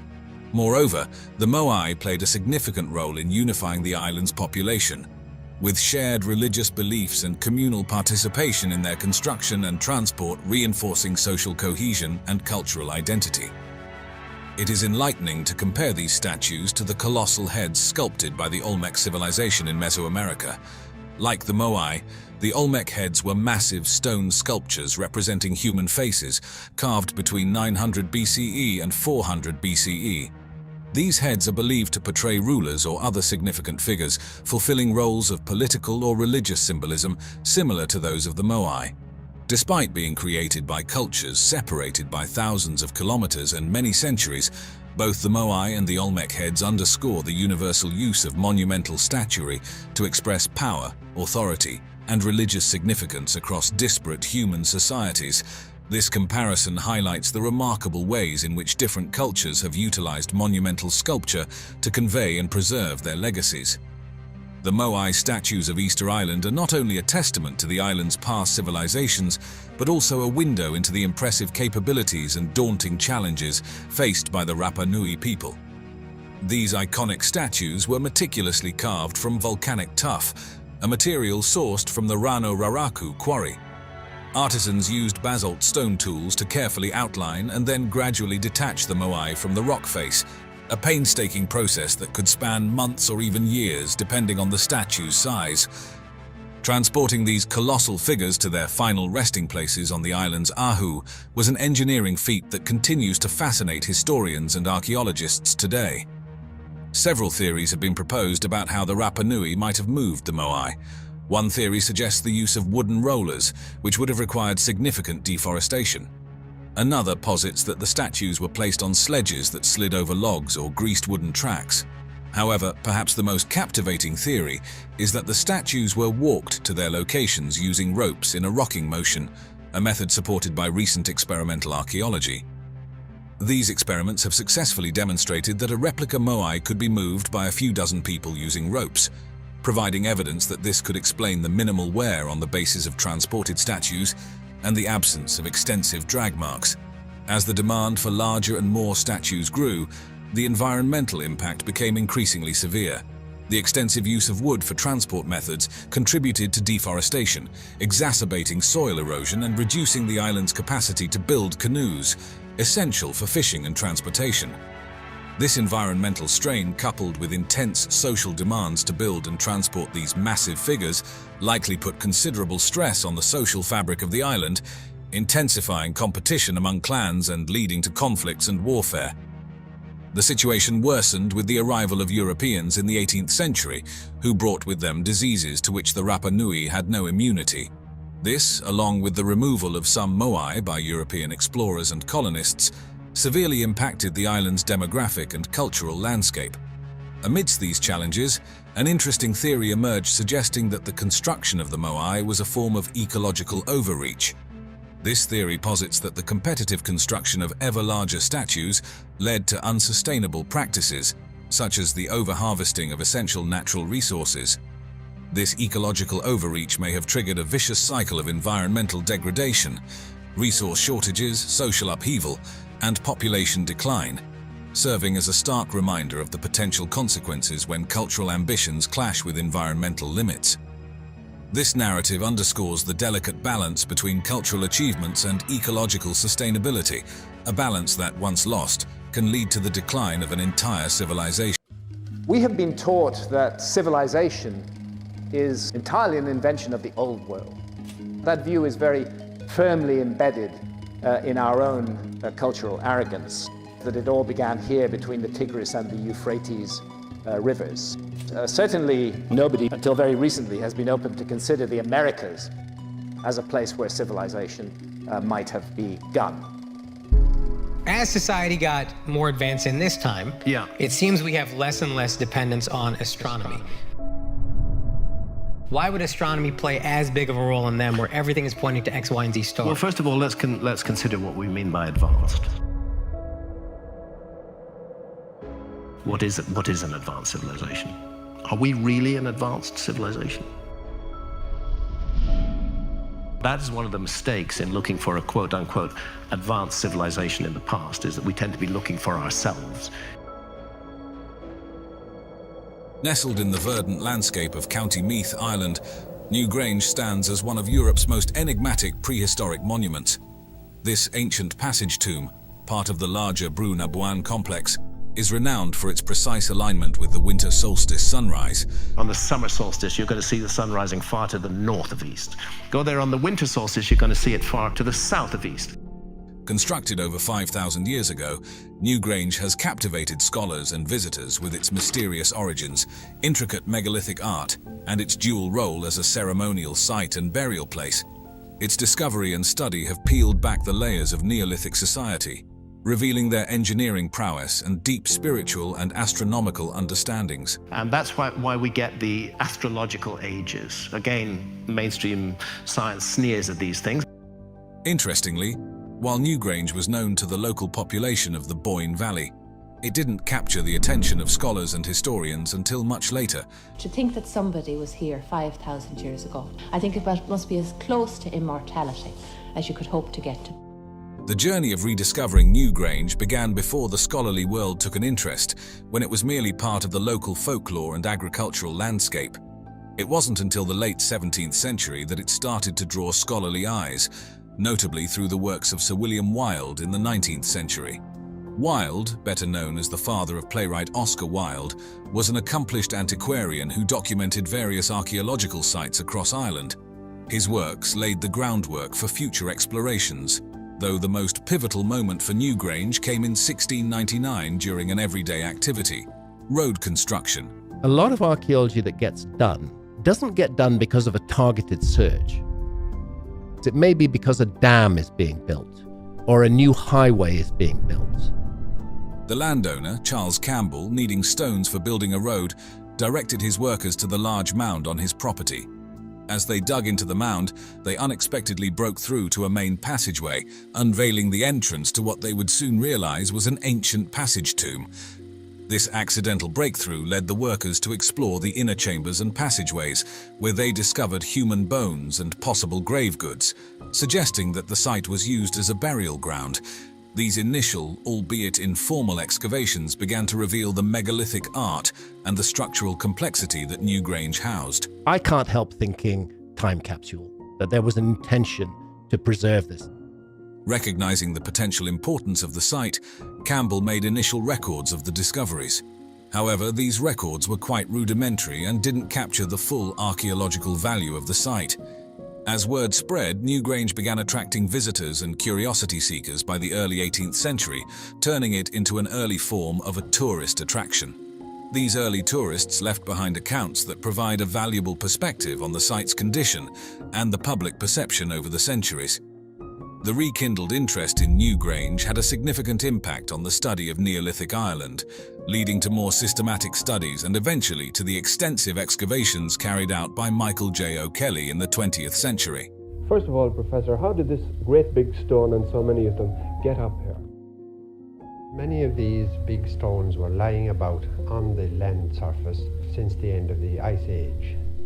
An interesting comparison can be drawn between the rediscovery of Newgrange and the uncovering of Pompeii in 1748, where workers constructing a palace for the King of Naples accidentally stumbled upon the remains of the city, buried since 79 AD by volcanic ash from Mount Vesuvius. Both discoveries, made during routine construction, opened windows into ancient civilizations, offering unprecedented insights into their daily lives, spiritual beliefs, and practices. However, while Pompeii provides a snapshot frozen in time, Newgrange offers a glimpse into a far older, less understood epoch spanning several millennia, bridging our modern world with the deep past of ancient societies. As we delve deeper into the mysteries of Newgrange, it's clear that this ancient site holds more than just historical significance. It serves as a testament to the evolutionary journey of archaeological interpretation itself. Beginning in the 19th century, Newgrange started to capture the scientific imagination thanks to its enigmatic allure and the intricate carvings adorning its stones. Early archaeologists and antiquarians meticulously documented the site, establishing a detailed record of its dimensions, carvings, and overall structure. These foundational studies were pivotal in beginning to understand the complex nature of this prehistoric monument. Initially classified as a passage tomb in the early 20th century, a typical Neolithic structure characterized by a circular mound with a long, narrow passage leading to a central chamber, Newgrange aligned well with other similar European structures based on its architectural features and the human remains discovered within. However, modern interpretations have suggested a broader role for Newgrange, hinting at its function as a ceremonial or ritual site due to its elaborate construction, astronomical alignments, and extensive use of symbolic artwork. This suggests that Newgrange might have served multiple communal purposes throughout the centuries, far beyond its initial categorization as merely a burial place. The mid-20th century brought about a transformation in our understanding of Newgrange, spearheaded by Professor Michael J. O'Kelly's groundbreaking excavations from 1962 to 1975. We have a quite new and intriguing problem to solve. Perhaps next year, when we can excavate farther into the mound. His extensive and scientifically rigorous work systematically revealed the structural integrity and design of the site, showing how the Neolithic builders expertly constructed the mound and its internal passages. Among his most notable discoveries was the winter solstice illumination, a phenomenon where the sunrise on the shortest day of the year illuminates the main passage and chamber through a specially designed roof box. This discovery confirmed that Newgrange was precisely aligned with astronomical events, indicating a sophisticated understanding of solar movements by its builders. However, O'Kelly's restoration efforts, particularly the reconstruction of the white quartz facade, stirred both acclaim and controversy. While these efforts aimed to protect and stabilize the structure, some critics argued that they might not truly reflect the site's original appearance. Despite these debates, O'Kelly's work has been crucial in preserving Newgrange for future generations and maintaining its status as a UNESCO World Heritage Site. An interesting theory that has emerged about Newgrange is its potential role in shamanic practices. That advanced civilization emerged out of shamanism itself. Some scholars suggest that the intricate carvings inside the tomb, especially the spirals and other geometric motifs, could represent shamanic visions or cosmological maps. Shamans are very observant of the cosmos and of what is going on in the cosmos. According to this theory, Newgrange might have served as a sacred space where shamans entered trance states, with the winter solstice light acting as a catalyst for celestial journeys or communication with the ancestral spirits. The site features a unique architectural element known as the roof box, ingeniously designed to allow sunlight to penetrate the passage at sunrise on the shortest day of the year. This small aperture is strategically positioned to catch the first rays of the sun as it rises, illuminating the inner chamber in a breathtaking display of ancient precision. The significance of this event extends beyond its architectural marvel. It lasts approximately 17 minutes and is believed to have held profound ceremonial importance for the Neolithic community. Scholars suggest that this phenomenon might have symbolized the rebirth of the sun, heralding a new year and promising renewal for the community. It likely served as a moment of social and religious reawakening, reinforcing the community's connection with the cosmos and marking a time of celebration and reverence. Today, the allure of Newgrange during the winter solstice continues to draw crowds from around the globe. A lottery system is now in place to manage the number of visitors who wish to experience the solstice from inside the chamber, highlighting the enduring spiritual significance of this ancient observance. The experience offers a unique glimpse into the past, allowing modern visitors to connect with the astronomical achievements of an ancient civilization. Notably, human bones found within the chambers suggest that Newgrange was used as a burial site, though not uniformly across all chambers. This selective usage adds to the mystery of Newgrange, indicating it may have served multiple functions, possibly as a final resting place for important members of the community. Drawing a parallel with another marvel of ancient engineering, the Egyptian pyramids, particularly the Great Pyramid of Giza, we see a similar integration of astronomical knowledge into architectural design. Like Newgrange, the Great Pyramid is precisely aligned with celestial events, thought to have been oriented with the pole star of the time, Polaris. This alignment not only underscores their function as tombs or temples, but also as calendars or astronomical observatories, embedding the movements of the sun, moon, and stars into their structures. Both Newgrange and the Great Pyramid stand as testaments to the advanced astronomical understanding of their builders, bridging the earthly and the divine in their monumental designs. Some 13,000 years ago, a group of people from Asia walked across a land bridge that connected Siberia to Alaska and headed south. It was long held that there was only one founding population and that their route was up through Siberia. The first settlers made it to the Americas.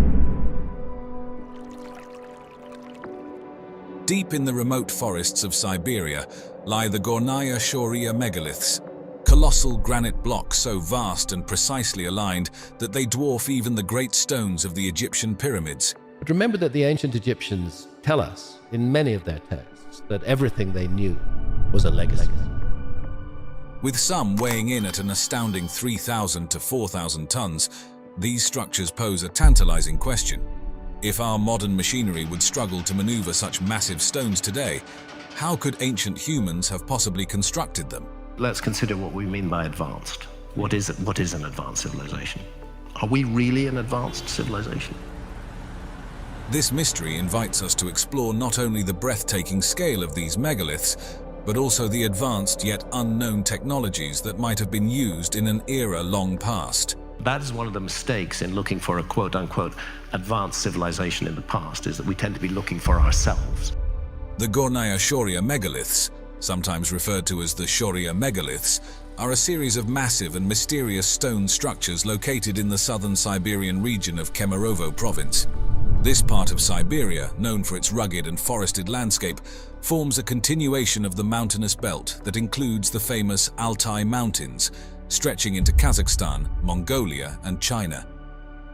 The harsh Siberian climate, marked by severe winters and brief summers, coupled with the mountainous and densely forested terrain, makes archaeological expeditions to this area particularly challenging. The huge areas of the Earth where only minimal archaeological investigations have ever been carried out. I get it, it's a very tough place to work, and besides, archaeology has the view that there's not much to find there. The megaliths didn't attract significant academic attention until the 21st century, despite earlier mentions by local historians and enthusiasts during the Soviet era. The shift in interest came largely due to the increased availability of information online and the efforts of local explorers like John Jensen and Dr. Valery Uvarov. I recognize some patterns that appear to be man-made or at least non-natural. Their publications and photographs, which highlighted the scale and precision of the megaliths, spurred wider interest and debate, although the area remains underexplored in formal archaeological terms. The physical attributes of the Gornaya Shoria megaliths are particularly striking, dwarfing even the largest stones used in the construction of the Great Pyramid of Giza, which weigh around 80 tons. The precision with which these stones are cut and aligned, exhibiting flat surfaces, sharp angles, and tightly fitting joints without mortar, suggests an advanced level of engineering skill. This craftsmanship is reminiscent of the famous Inca walls in Cusco, Peru, where similarly interlocking stones have withstood centuries of seismic activity. A comparison is often drawn with the walls of Sacsayhuaman in Cusco, Peru, another site known for its high-precision stonework. Incredible megaliths there, which archaeology gives entirely to the Incas, even though the Incas themselves recognized and honored the work of predecessors. Both the Gornaya Shoria and Sacsayhuaman sites display an extraordinary level of stonework that challenges our understanding of ancient engineering capabilities.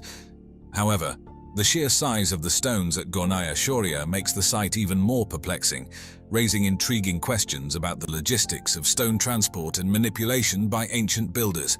The Gornaya Shoria megaliths have captured the imagination of many, but they also offer a fascinating case study for geologists who propose that these giant formations could be entirely natural.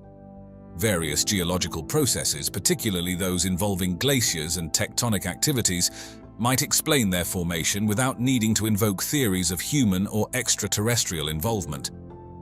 During the last ice age, massive glaciers moved across landscapes, carrying large boulders known as erratics far from their original quarries. As these glaciers retreated, they left behind these huge stones. Additionally, as the ice moved, it could polish and create striated marks on the surfaces of these rocks, contributing to the smooth and flat appearances that some of the Shoria megaliths exhibit. This is not uncommon in other parts of the world where glacial activities have shaped the terrain. Beyond glaciation, the processes of weathering play a significant role. Chemical weathering, where the rock interacts with the environment, can dissolve weaker materials in the stone, leaving behind angular blocks that might appear artificially carved. Meanwhile, the freeze-thaw cycles typical of Siberia's harsh climate cause the rocks to crack and break naturally along lines of weakness, forming the angular structures observed today. The region's intense seismic activity also contributes to the megalith's mysterious shapes. The area is prone to movements in the earth that can fracture bedrock, creating sharp, angular formations that mimic the appearance of quarried stone. These natural fractures, caused by faulting and the pressure of tectonic forces, suggest a plausible explanation for the megalith's geometric precision. As tectonic forces lift and fold rock layers, pressure release can also occur, leading to a process known as exfoliation. This causes the rock to break off in sheets or segments, forming large, flat slabs that might look like the work of human hands. An interesting parallel can be drawn with California's Devil's Postpile National Monument, known for its symmetrical, hexagonal columns of basalt formed by the slow cooling of a lava flow and subsequent contraction cracking. This site exemplifies how complex and regular structures can form through natural geological processes, demonstrating that the precise and orderly structures we see at Gornaya Shoria could also be the product of dynamic earth processes. Not only have the Gornaya Shoria megaliths captured the interests of geologists, but also ignited a flurry of archaeological theories. Some researchers propose that these vast stone structures are the product of an advanced yet unknown ancient civilization. This theory is supported by the megalith's precise cuts and alignments, which imply the use of sophisticated stoneworking technologies that surpass those known from other ancient cultures of the same era. Are we looking at the traces of a forgotten episode in human history? I think so. I think that's what's going on here. These observations lead some to speculate about possible cultural and technological exchanges between distant civilizations, suggesting that the builders of the Gornaya Shoria megaliths could have been part of a widespread network.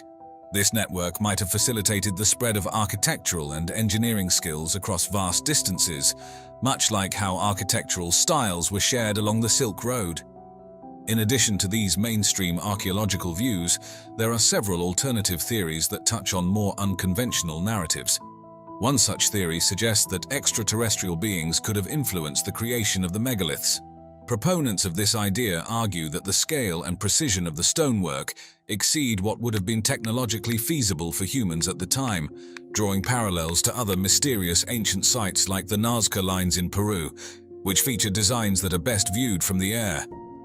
Another intriguing hypothesis posits that these megaliths were the work of a now-lost civilization that had access to advanced technologies for manipulating stone, construction, and possibly even geolocation.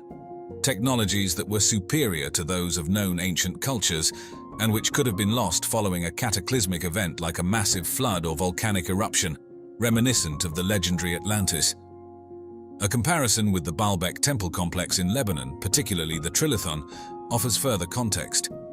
The Trilithon features 3 massive stones, each weighing between 800 to 1,000 tons, meticulously placed upon rows of smaller blocks. This is called the Trilithon. Each of these 3 blocks weighs 900 tons. The similarities in scale and construction techniques between Baalbek and Gornaya Shoria raise additional questions about the ancient capabilities in quarrying, transporting, and assembling such enormous stones. Just as the precise alignment of the blocks at Gornaya Shoria suggests advanced engineering skills, the Baalbek stones are also fitted with such precision that not even a piece of paper can slide between them. This remarkable precision across both sites suggests a sophisticated understanding of stonework that challenges our perceptions of ancient engineering. The Gornaya Shoria megaliths pose significant challenges for researchers and archaeologists attempting to uncover their secrets. The region is famously difficult to access, characterized by dense forests and mountainous landscapes that are tough to navigate. The climate further complicates research efforts, with harsh winters that bring heavy snowfall and freezing temperatures, limiting fieldwork to the brief Siberian summer months. The nearby settlements offer limited resources, making it challenging to support sustained scientific activities. Accommodations, roads, and communication facilities are all less developed, which is essential for conducting large-scale archaeological excavations. This lack of local support, combined with a general prioritization of resources towards more well-known sites, means that Gornaya Shoria often remains overlooked in broader archaeological explorations.